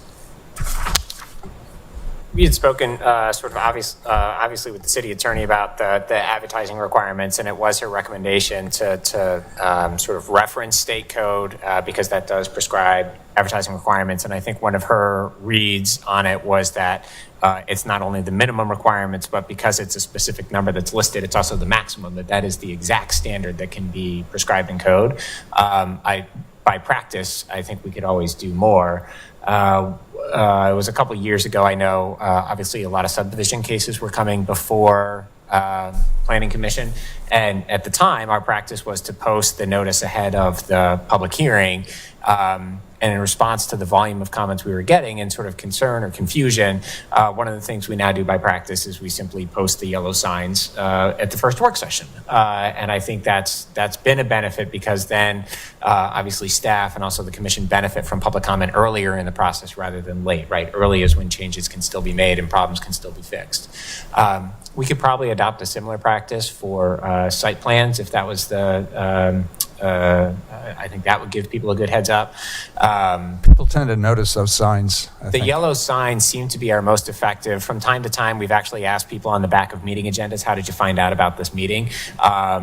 And generally, yard signs seem to be the thing that people notice most.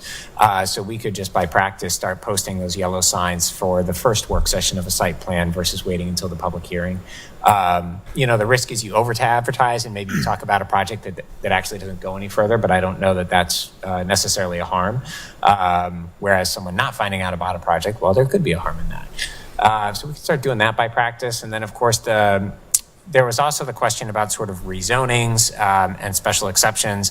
Those tend to warrant a lot of space in our advertising tools that we already use, whether that's the focus or the walking tours that get scheduled. So those already get sort of noticed pretty heavily, and they're fairly uncommon things, but certainly site plans otherwise wouldn't have that sort of publicity. So I think that's something we could do a better job with.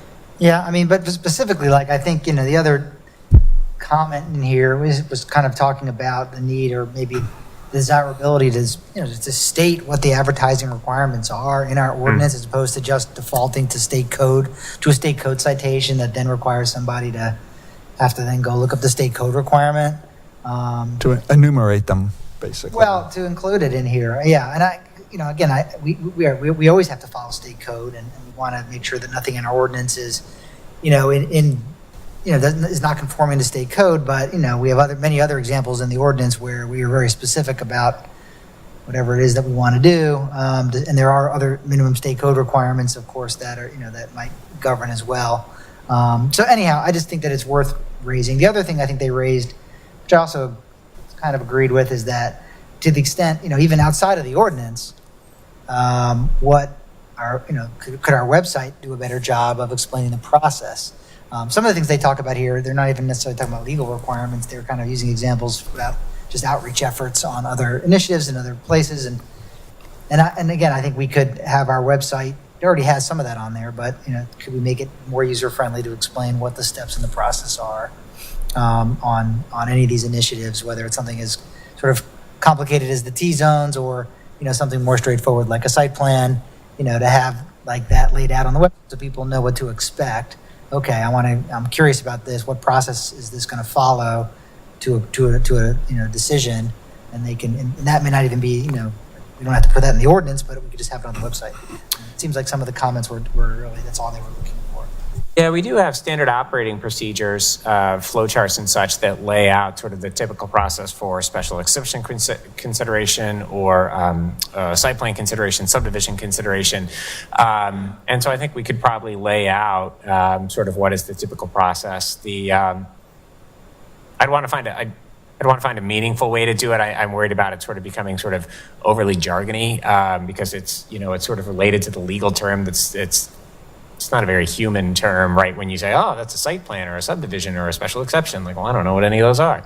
But I think we could still lay it out just the same and then sort of, and then each time we get a comment, we'd make it better by making it a little more readable. But we can certainly put that up. Okay, I mean, those are my only questions. I think that, otherwise, the changes that are in here are all good changes. The ordinance is there's more that can be upgraded. We could spend, probably all of next year, like just looking at ways we could improve aspects of the ordinance. But this is a good start. I think, we also at the previous meeting on November 1st, we talked about that list of, items to kind of put on the work plan, so to speak, about things we want to, look at upgrading or fixing or, changing. And that's something I think, I forgot even what I mentioned then. It was a couple weeks ago. I'm getting old. But we had thrown out a couple ideas and other things. And I think you guys mentioned that in your staff report that there were some items for future consideration, and so we should, not lose sight of that and keep that going, so we can continue to, remember when we come across a problem or something that we felt wasn't working, put it on the work plan, so that even if we can't take it up right now, we or a future commission can know that this was a concern and they should look at it. Yeah, it's sort of off topic for this item, but on topic for what you were saying, I think sort of preliminary planning for the Planning Commission's advance in early January is specifically to look at work plan. What are we going to hope to achieve in the first 6 months of the calendar year, and what about the next 6 months of the calendar year? And a lot of that's going to be driven by sort of what's the work that's ongoing, what still remains to be done in the council work plan, and also what would best practices tell us to work on. So we're going to be merging those three streams, putting those in front of you for a discussion, and then sort of getting feedback on that. Okay. All right, good. That's all I got. Thank you. Okay, before we go to a motion, do we have any public comments, Mr. Trainer? No, we don't have any slips tonight, unfortunately. We don't have any? Okay. So not seeing any, then I guess we'll close the hearing, public hearing on this issue. Would someone like to go ahead and make a motion to adopt this item? I'll do it. The zoning nerd here. I'll make the I'll make the motion. Wow, this is a really long title. You didn't read the title. You should have made Tim read this title after this item. He kind of just said zoning update. I mean, we got to read the official title, so I'll do it. So I'll make a motion. Let's see. Well, first of all, we got to read the item name. It's an ordinance to amend Chapter 48, zoning of the City Code of the City of Falls Church as follows. Article 1, in general, Section 48-2, definitions. Article 2, administration. Division 3, amendments. Section 48-6, procedure. And Division 4, official designs. Section 48-112, procedure. Article 3, Board of Zoning Appeals. Section 48-172, powers. Article 4, districts. Division 13, OD, official design district. Section 48-585, intent. And Section 48-586, principal uses permitted by right. Article 5, supplementary regulations. Division 6, height, lot, and yard regulations. Section 48-1101, general requirements. And Section 1102, additional requirements, exceptions and modifications. And Division 8, landscaping. Section 48-1184, design criteria. 2, change advertising requirements and variance criteria in conformance with state code. Remove reference to T1 principal uses within the official design district. Change the front yard setback definition syntax for clarity. Remove outdated references to street side yard and interior side yard. And address codification errors. So, therefore, Mr. Chairman, I will move that whereas on October 23rd, 2023, the City Council referred this ordinance TO 23-14, amending the ordinance to the Planning Commission for comment. And whereas the City Charter, Section 17.13, mandates that zoning text amendments be referred to the Planning Commission by the City Council for review and recommendation. And whereas the Planning Commission held required meetings with proper notice during its November 1st, 2023 and December 6th, 2023 meetings. Now, therefore, I move that the Planning Commission recommends to the Council to revise the zoning ordinance addressing the cleanup items described in the title that I just read in order to clarify the meaning where ambiguity has been identified in the course of administering the ordinance and to reflect recent changes to Virginia State Code and remove general errors. Very good. Is there a second? So move. I'll second. Mr. Trainer, would you like to call the roll? I would. Ms. Comant? Yes.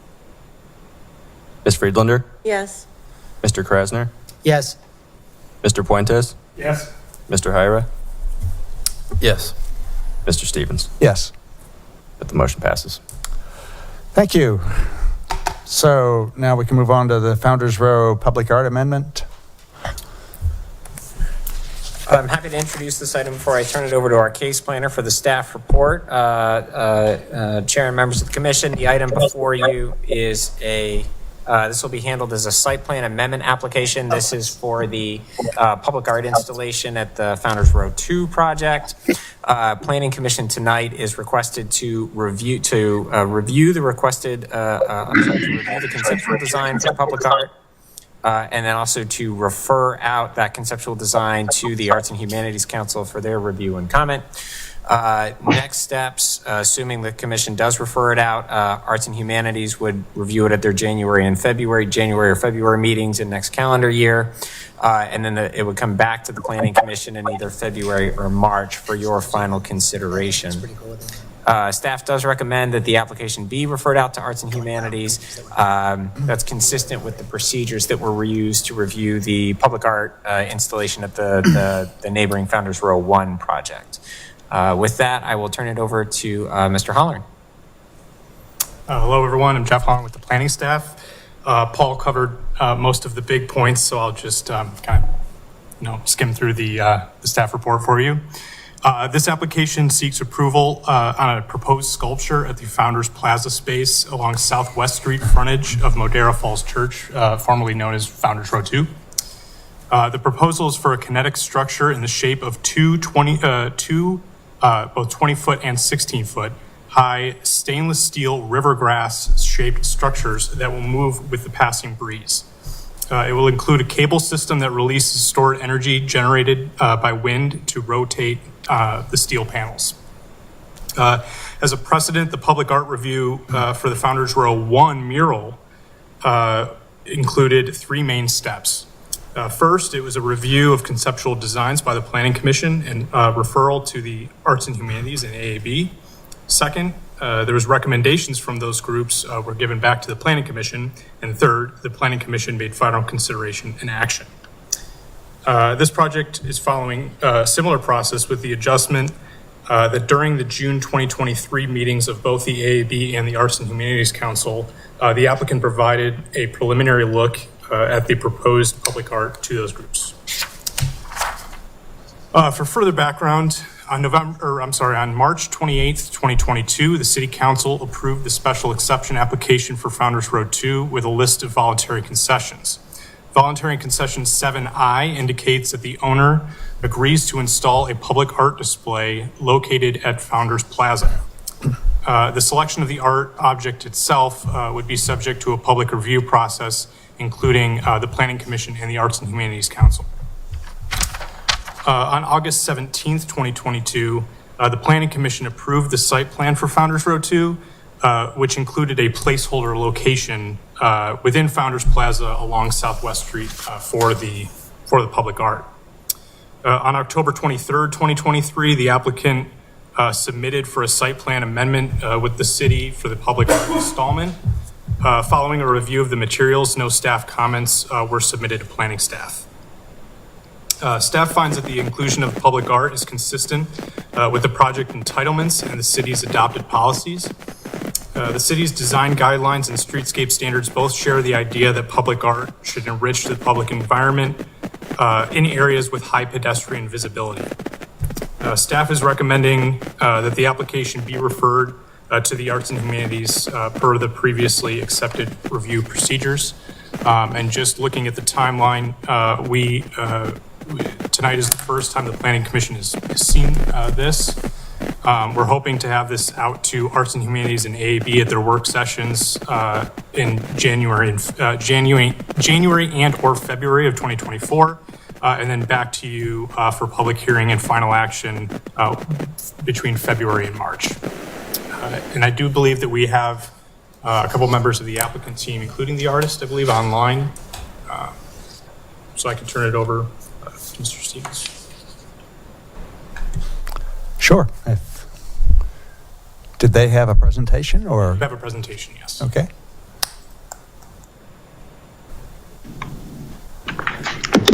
Hello. Hello. Yeah, please go ahead. Yes. Thank you for your time this evening. I am Chad Price. I am representing the owner, Mill Creek Residential. And I have the architect and sculptor here, Barton Rubenstein, who has prepared this lovely sculpture for us and for the Art Plaza in the space. First off, let me just see if you all can see my screen that I'm presenting. Yes, we can. Okay, great. Let me get kicked off. So just kind of background and overview of the project. So this is phase 2 of the Founders Row 1 project. this will consist of approximately 280 homes with 22,000 square feet of retail and that 5,000 square foot co-working space. We've slated a completion date for Q1 early 2025 with kind of completion to follow thereafter in Q3. As you all are aware, this is, the site where it's along Southwest Street and West Broad. This is the current aerial photo of the site, which we've completed our concrete work and are now starting framing of about 5 stories.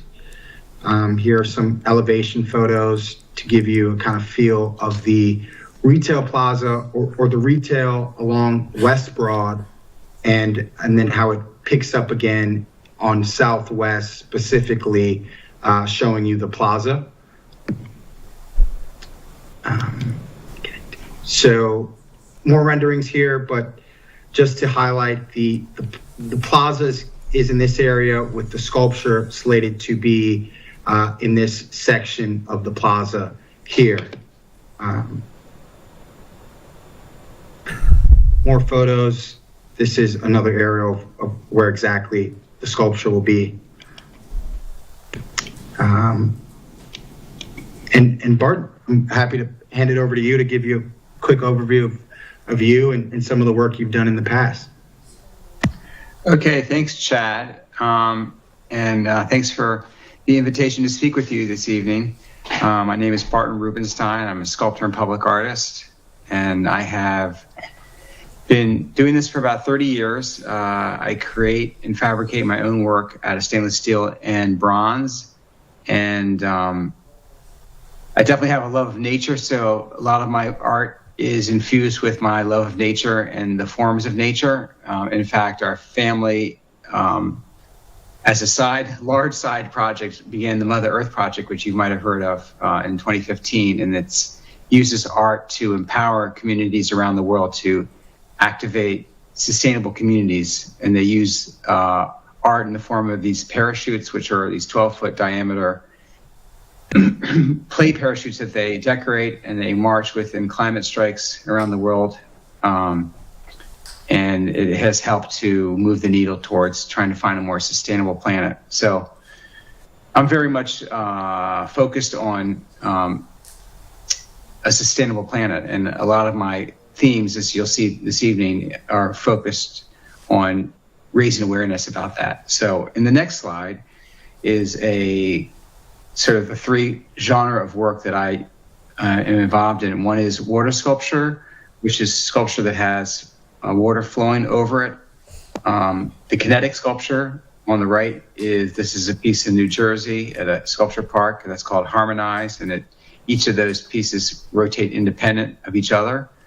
And I'll describe the cable system in a little bit. And then the third type is vertical sculpture, which places sculpture's elements on top of each other in a way that there's a sense of like they're floating in space. They don't seem to be connected. So those are my 3 genres of work.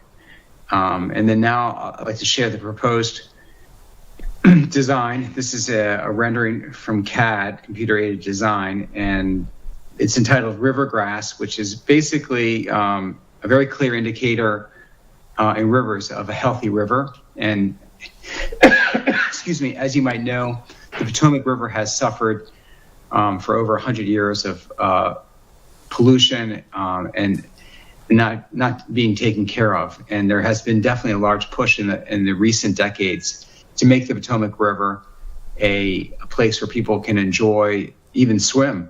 And the river grass is a very important part of the health of this river. So this is my depiction of river grass. These elements are hung on an internal pole. If you look at the bottom of each of the elements, there's a little pole that extends beyond, and that is connected to a base plate in the ground. And then the sculpture itself is suspended around that pipe, that pole, and it rotates around a vertical axis, and it's hung with a cable. I'm not showing the design of the guts of it, but you don't see any of it. All you really see is the sculpture moving very gently and slowly back and forth in like a waltz-like movement. So typically, any light wind would move the sculpture maybe a foot in any one direction, back and forth. Even if there's a very large wind, it still will not spin in a crazy way. It'll always move slowly. It might move more in terms of degrees of rotation, but as you can see, that most of the sculpture moves and rotates at the top. That's where you're going to see a lot of swing, but at the base, the top, the first 8 feet or more, there will be nothing swinging around. So there's I've had almost over 100 commissions worldwide as a public artist. So I'm very, very keenly focused on safety, durability materials. Obviously, stainless steel is one of the preferred materials of public art. And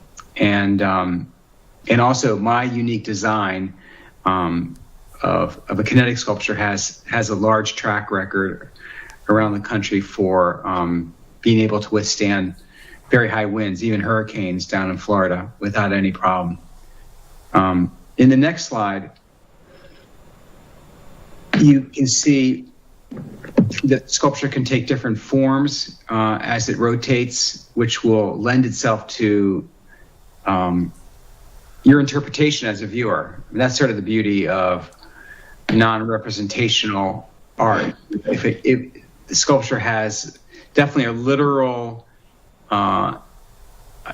connotation of a type of grass, but it also sort of has a human quality of like a conversation. Whereas on the left side, you see them looking at something together in the same direction. In the right side, you see them facing each other and perhaps having a conversation. And that's sort of it basically lends itself to every person, every viewer having their own autobiographical experience interacting with the sculpture. And the next slide shows the space. The green line is the signage for the retail. So again, you can see different orientations that the sculpture can take. And I could have showed a video, but just for simplicity, I just shows these freeze frame and reference points with a person looking up, and the blue is sort of ground material surrounding it. So people will have, like a 6 to 10 foot wide space to walk next to the sculpture, but it'll be safe from, there's no sharp edges down at that height. And as I've discussed with Chad and the owners, there's an interest in creating a plaque there that has some information, some text about the health of the Potomac River. So there will be, it'll have some reference to, the locality. I think that is the last slide, or is there another one? Okay, so that's another view walking down the pedestrian corridor to and from that upper space, and gives you a sense of the scale of the piece. But I think I've covered everything about the sculpture. But if you have any questions, I'd be happy to answer any. Thanks. Thank you, Barton. Thank you. Okay, well, let's open it up to the commissioners. Any questions or comments from anyone? Brent? Just real quick, it looks beautiful, and I like the connection to the the environmental aspect. And just maybe it's a silly question. Did they make a noise when they spin around? Is there any type of like noise that it makes in the wind, or is it silent? I would say it's not completely silent. You will hear the cable wrappings around the pole inside. It's a very quiet sound. So if you bring your ear close to the sculpture, you'll hear a noise. But it's not a loud noise. It's a very subtle noise. Nothing that would disturb like the residents who live, like above in the, Nothing, it's nothing like that. Nothing like that at all. It's I would say it's 99% quiet. Even in the high winds, that doesn't make it more noisy. It just has a slight sound that you can hear if you bring your ear close to the sculpture. Okay, that was my only question. Thank you. Anyone else? Sharon? Thank you. I think it's a pretty neat idea, and I think it's really interesting. I do have some questions about the material. So you've got it as, it's a stainless steel. Mm-hmm. And is it brushed or is it polished or is it kind of etched? Because some of your work, almost all of the items look like they're more etched. And I was just curious about that and if there needs to be any kind of study of reflection of light or sunlight. And as it's moving, could it potentially blind people in that intersection? That was my only concern, just about safety of the area. Because I have seen that happen on buildings where something gets put on there and then at a certain time of day, it has to be painted over because it poses a safety hazard for drivers around. Yeah. Chad, if you could back up the image to the three sculptures. So my stainless steel sculptures are typically, they're pretty much all brushed. So I use like a 4.5 inch grinder with like a 60 grit sand disc. And that gives a brilliant finish. It's not a mirror finish, but it has a reflective finish.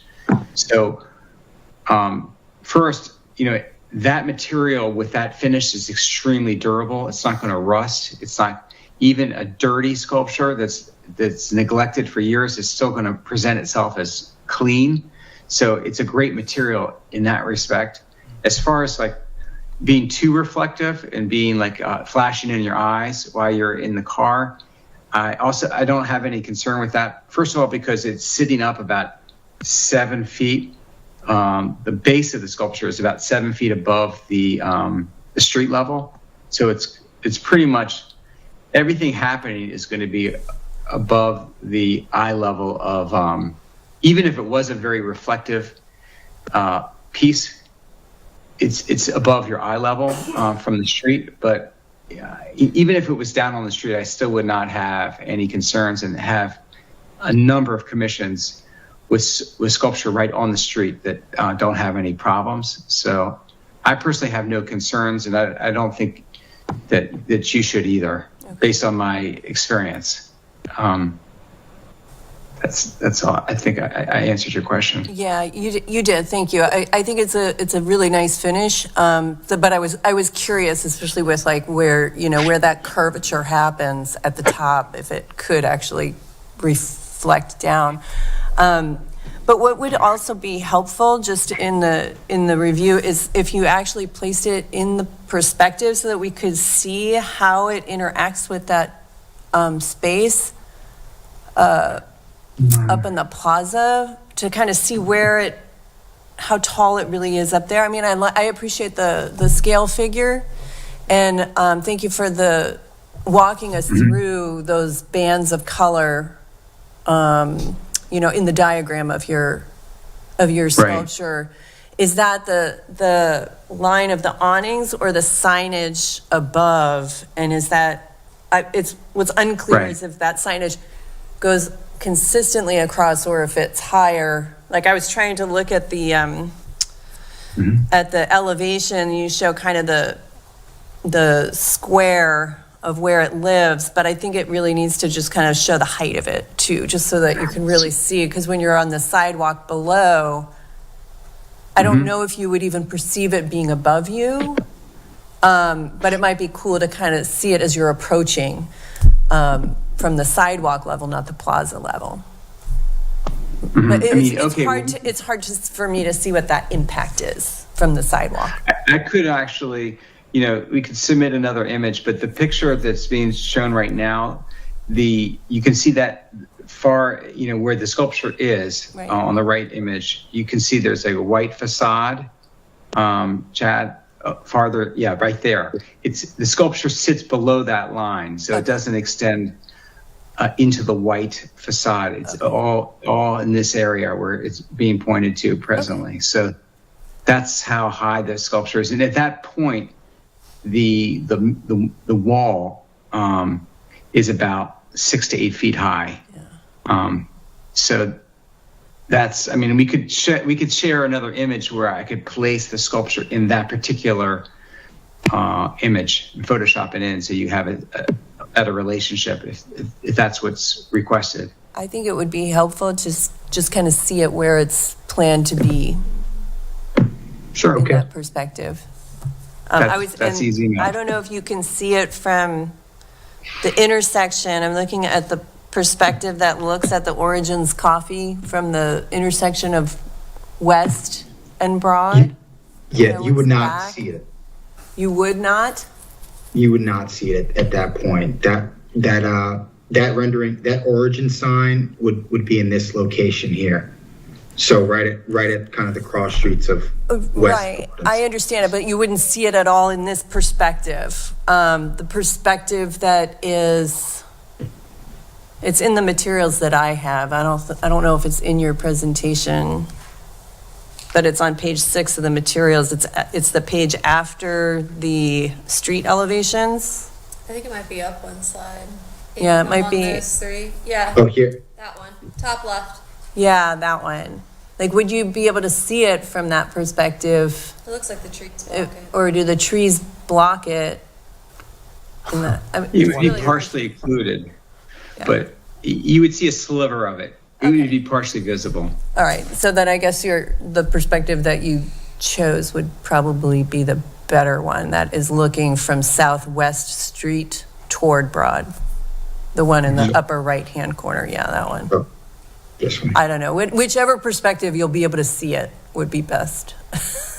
Well, I could do both, so you can see it even in partial view, even if it's only partially visible. Yeah. On the other image. Okay.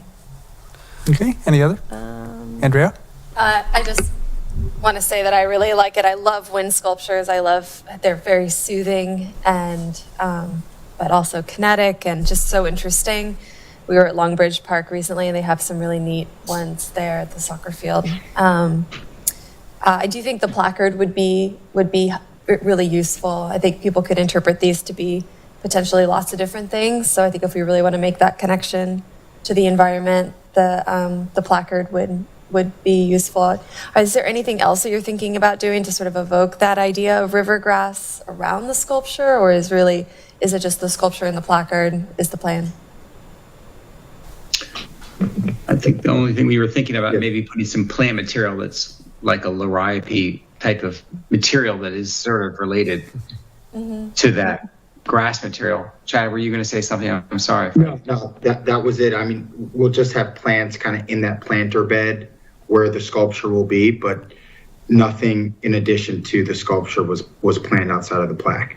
Yeah, no, that was more my question, what the surroundings might be to help kind of underline that this is what, we're going for. So, but that's helpful. I mean, I think the liriope would be good.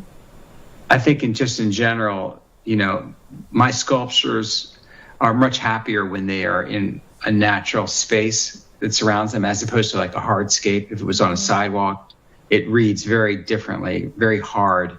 But if it's coming out of, plant material, it reads much warmer and connected to nature, if you will. So that is the plan, that it will be coming out of the plant material? Okay. Yes. Great, thank you.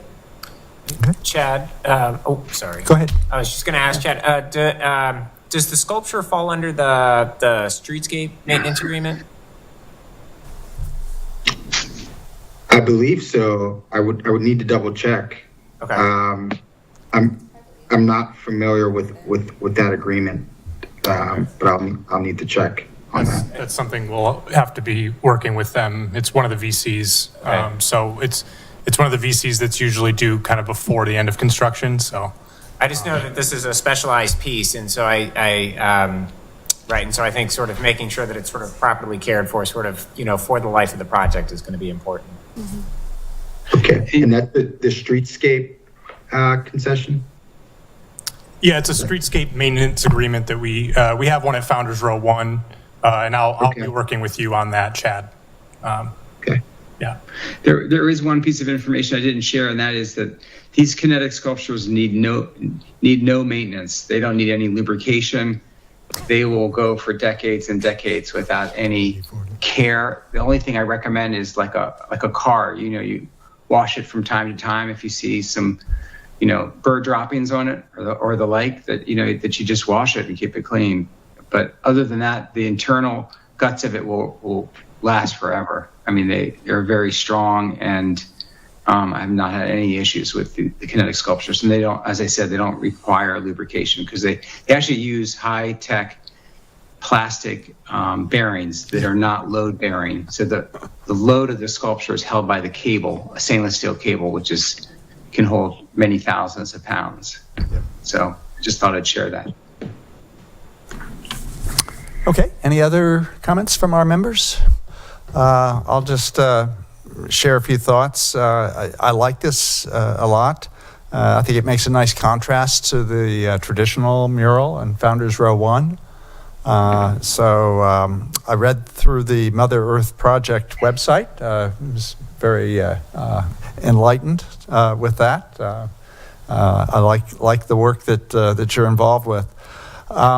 Will the signage also indicate your name, Mr. Rubenstein, in addition to the name of the of the statue? I mean, typically, yeah. I have the name Rivergrass, stainless steel, 2024 copyright, and then my name, and then we'll have some text also with it. But that's something that we haven't yet hammered out. But typically, that's how the plaques look. Okay. So good. That's okay with everybody. And I think this has already been shared with the Arts and Humanities and the Architectural. Was there any feedback from them? I only know of the AAB because I'm the liaison, but I know that it was kind of similar to the comments that you all had just regarding safety. But I think that they both groups liked the project. This was exactly what was shown to them, so there wasn't any change between those preliminary meetings and now this. So that's it. So our referral will just formalize. Yeah, I mean, we'd be looking for a recommendation formally back from those groups, yeah. Yeah, so. Okay. Any other comments from planning commissioners? If not, would someone like to go ahead with the motion to refer this out?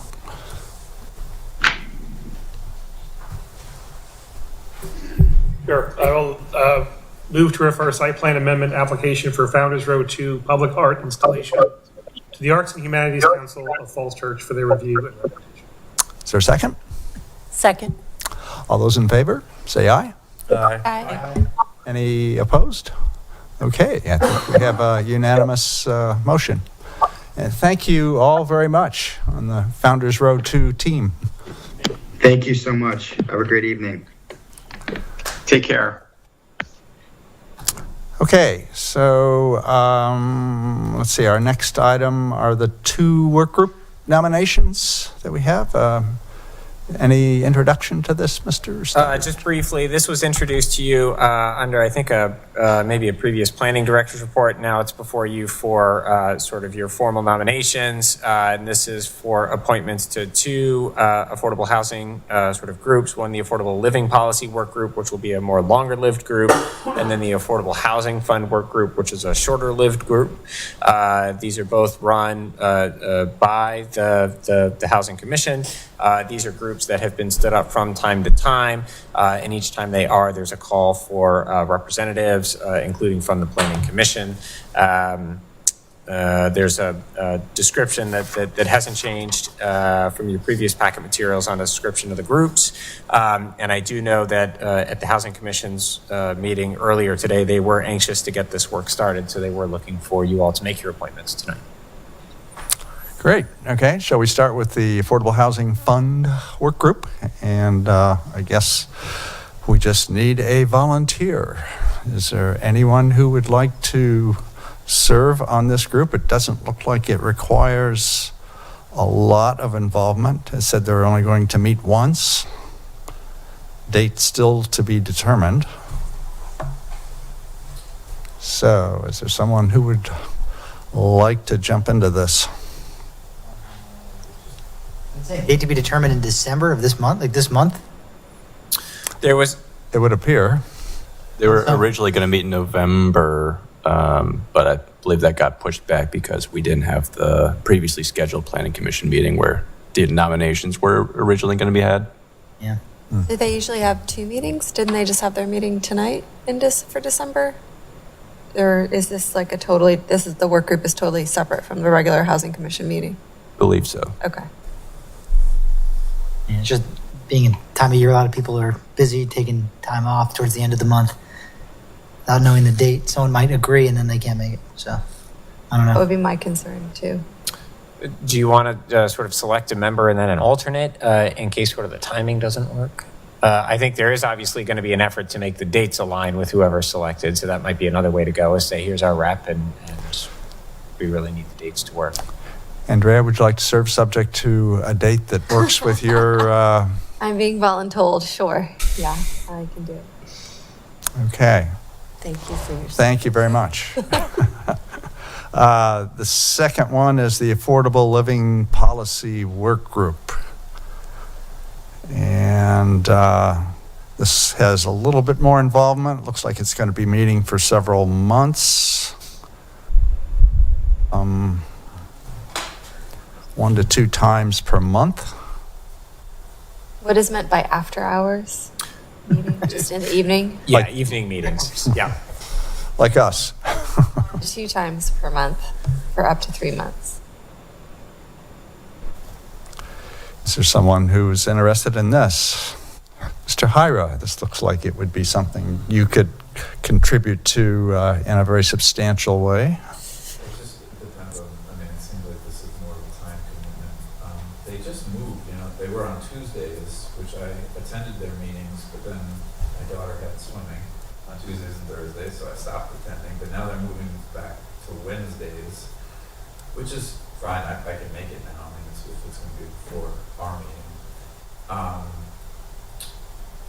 But I guess it's tough to kind of, it's not, they do a lot of ad hoc stuff, and there's no money. So I don't understand, you have to have an idea of what we're really going to be doing. I mean, and I just, it's tough with this group because I really believe in this cause, but yet a lot of times it's just meeting to meet and spin wheels and not, I mean, there's not a lot of money to get things done. And even with the money that we have, this group doesn't always distribute it. So, I don't know. It's hard. It sounds like there might be an opportunity to steer the ship here a little bit. I've been on it. That's what I'm saying. I've been on to the meetings. The meetings happen, then they don't happen. They're ad hoc. It's very unstructured.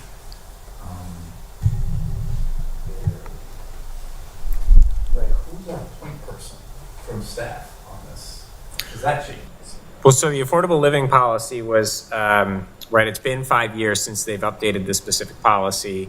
But the policy itself sort of takes 2 larger components, right? One is documenting what is the state of affordable housing, how is the city tracking against its policy goals, foremost preserving housing and then 2, expanding housing. And then it lays out recommended action plan. So there is a bit of overlap, obviously, with the housing chapter of the comprehensive plan, but this has been used in the past to lay out what are the key markers, whether it's for requests for voluntary concessions or policy measures that the city should undertake. But who on staff will lead this? It would be Brendan. Who's just here tonight? Escaping me, yeah. Why is his name escaping me? Yeah, okay, Brendan, yeah. Yeah, I think I know who you- yeah. Now I'm upset I don't. Woodley? Brendan Woodley. Work together. Sure. If I can't make it, you make it. If you can't make it, I make it. Brilliant idea. Make it work. That's usually, we've done that before. Yeah, I guess my question is just what participation is expected? You're just another member of this committee and you're just contributing as all the other members of the work groups are contributing. There's no special thing that is expected of us as planning commissioners participating in these work groups? It's that the planning commission has a seat on the work group, and so you all Okay. would be representing the planning commission. So whether it's me or Mr. Hyra, as long as we're communicating between the meetings, then yeah, that should be Just so fine. we can cover it.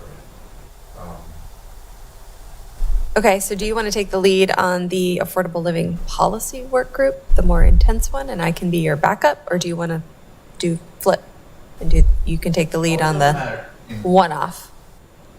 The fund seems more up your alley to me. All I would hope is that you and I can make sure we're doing our best to cover and getting there, knowing that we've got kids, our schedules change, it'll be hard for us. But having two people that we can get to one of these meetings, either one, like it doesn't, like we could maybe put us both down for both of them, and then just say none of this is going to make. They probably want one primary and an alternate, right? Yeah, and that's fine. So I'm happy to be primary or. I can be the primary for the Affordable Housing Fund, and then I'll be the second, and then I can be the primary. For Okay.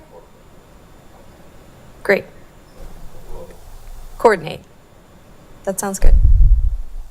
Great. And anybody else who wants to be an alternate, we can, thank you. Thank you for your service. It'll be good discussion. Yeah. Okay, I don't know that we need a formal vote. Does anybody have any concerns with this outstanding arrangement and partnership that we have between Andrea and Derek? I think it's very amenable, yeah. I think we're all very pleased that you're involved, and I hope to hear back from it. I think in light of our discussion tonight with Lyle from Charlottesville, I think hopefully that will serve as inspiration from input from the Planning Commission. So. Okay, minutes. We have minutes from November the 1st. Anybody have any edits to suggest to those? Seeing none, would someone like to move to adopt those minutes? I move we adopt the minutes of the Planning Commission meeting on Wednesday, November 1st, 2023. Is there a second? Second. All those in favor say aye. Aye. Any opposed? Seeing none, the minutes are adopted for November the 1st. Okay, information items. Any planning commissioners' reports? Seeing none, Mr. Stoddard, I think you have the floor for the director's report. I will be brief so that I stay under the time limit here. So a few things to highlight in the written report. First, the Oak Street Bridge is reopened and some things to celebrate, right? The old bridge worked very well for a long time, right? 1953, right? These kinds of civic infrastructure have a way of living through the generations. So I'm really sort of proud to see the design that got worked in. And obviously this group was instrumental, and it may sound like a small thing, but it's still an impactful, meaningful thing. Right, as part of your all's review of this bridge, you were able to actually make it ADA accessible by flagging that there was an obstruction in the sidewalk just a few feet beyond the project limits, and you guys were able to sort of successfully move those limits so that we could get the pole out of the way. So, one, thank you for being involved, and two, if you didn't know, the bridge is open and working. Planning Commission Annual Service Survey, if you haven't already responded, the survey materials are out. We are asking for responses by December 15th so that we can tally the results and include them in your packet for your advance on January the 3rd. Just wanted to make you aware that the EDO has now released their quarterly report. Building Safety, Planning and Zoning, EDO are all publishing quarterly reports to highlight work being done throughout the year. That's available in your packet. And then another award-winning project in the city that I wanted to highlight. The West Falls project did receive an award from NAOP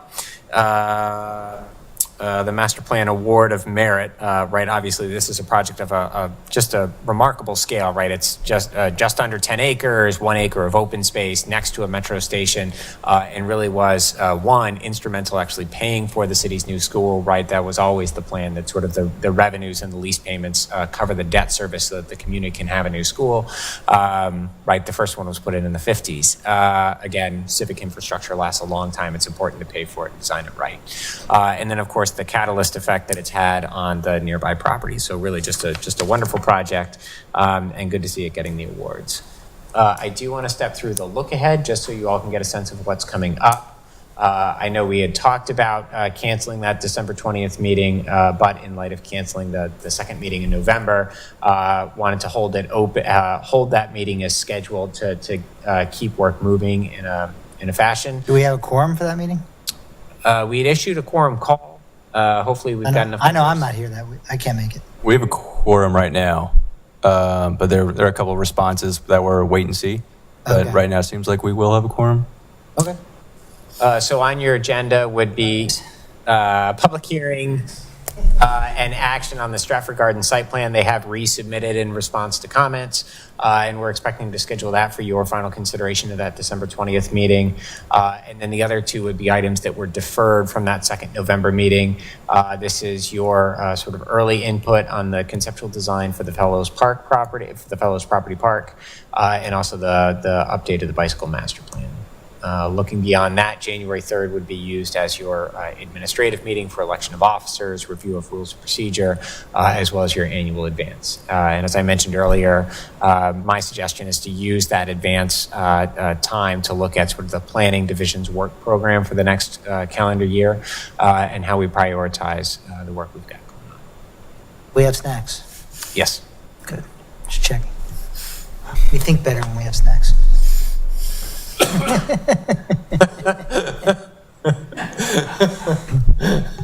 right. Creative juices, they really start running nuts. So if we don't meet on the 20th, that's going to delay the Stratford project? It would. They can't move forward without an action from the Planning Commission. So I think what we could do is we could think about how to be creative if we don't have a quorum on the 20th. We could sort of move your advance back to the 17th if we wanted to keep sort of business as scheduled moving forward. As it's not just the Stratford site, but the other two projects as well. Maybe we could still do the election of officers and then have that as a regular business meeting. Move the advance to the 17th might be a way to keep applications going. Okay. Andrea? That was totally on the fly, so hopefully that works. Can I just mention on the topic of bridges, I'm thrilled that the Oak Street Bridge is complete and it's completely complete now. It's all, there's rails and everything. So there was supposed to be a public meeting about the Sharrow Avenue Bridge on Monday. It was advertised for Oak Street Elementary. We received some communications about it, but it did not happen. And there was no notification. Do you know anything about that? I was surprised that they were doing a public meeting on it so soon. I'll find out. And It's been struck from the VDOT webpage, but it was on the VDOT webpage, and there was some communication from the city about it too. Oh. I think. I'll look it up and see if I can find it. I'll forward it to you, Paul. I know the Sharrow Ave, just an update on that one. It is in the capital improvement program. So the Sharrow Avenue Bridge is where Oak Street is sort of the northern part of Oak Street Elementary. Sharrow Avenue comes in at the southern part. And similar, it's sort of a bridge that you wouldn't notice unless someone told you it was a bridge. It's Is that the one right by your house, Andrea? Mm-hmm. Yeah.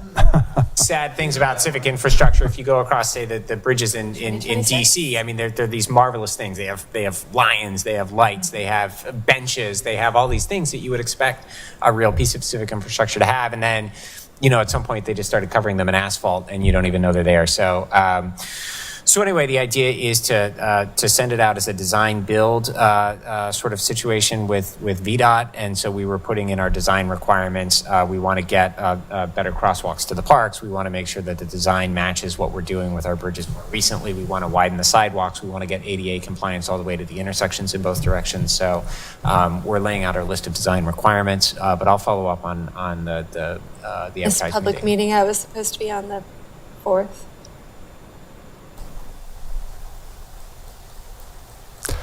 Okay, any other final words of wisdom before we adjourn? And yes, please. You all may or may not meet again, but I did officially turn into a pumpkin in December, so. Welcome. Speaking as your official liaison from council, I just want to thank all of you all.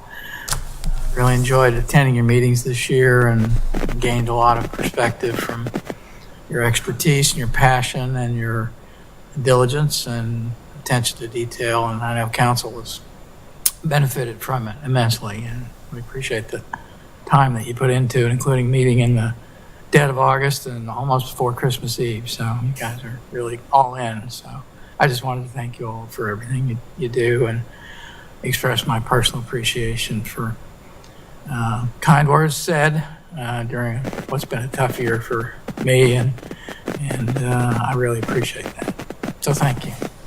Likewise, we've benefited from your consistent attendance. So thank you so much for many things. Oh, you didn't mention the solar array. Oh, that's right. Yeah, that was very nice. Ribbon cutting for the high school. Mr. Chair was recognized as he should, well, have been for his pivotal role in making that happen. That was a good day for the schools. Very gratifying, and Dan Z's wife was there. Elizabeth was there. That was nice too. It was a nice community event and a great looking facility too. A lot of cool pictures. What was the view up there? It's great. Yeah, it's actually the first time I've been up that far, so you can see the whole West Falls spreading out, behind the solar array. It's definitely Does not look like Falls Church. Yeah, it's definitely a new Falls Church picture. Well, thanks for mentioning that. That was a very worthwhile event for the schools. It came off extremely well as for environmentalism. So, all right, with that uplifting message, and I think our business for this evening is done, I believe. All right, good night, everyone. Thank you.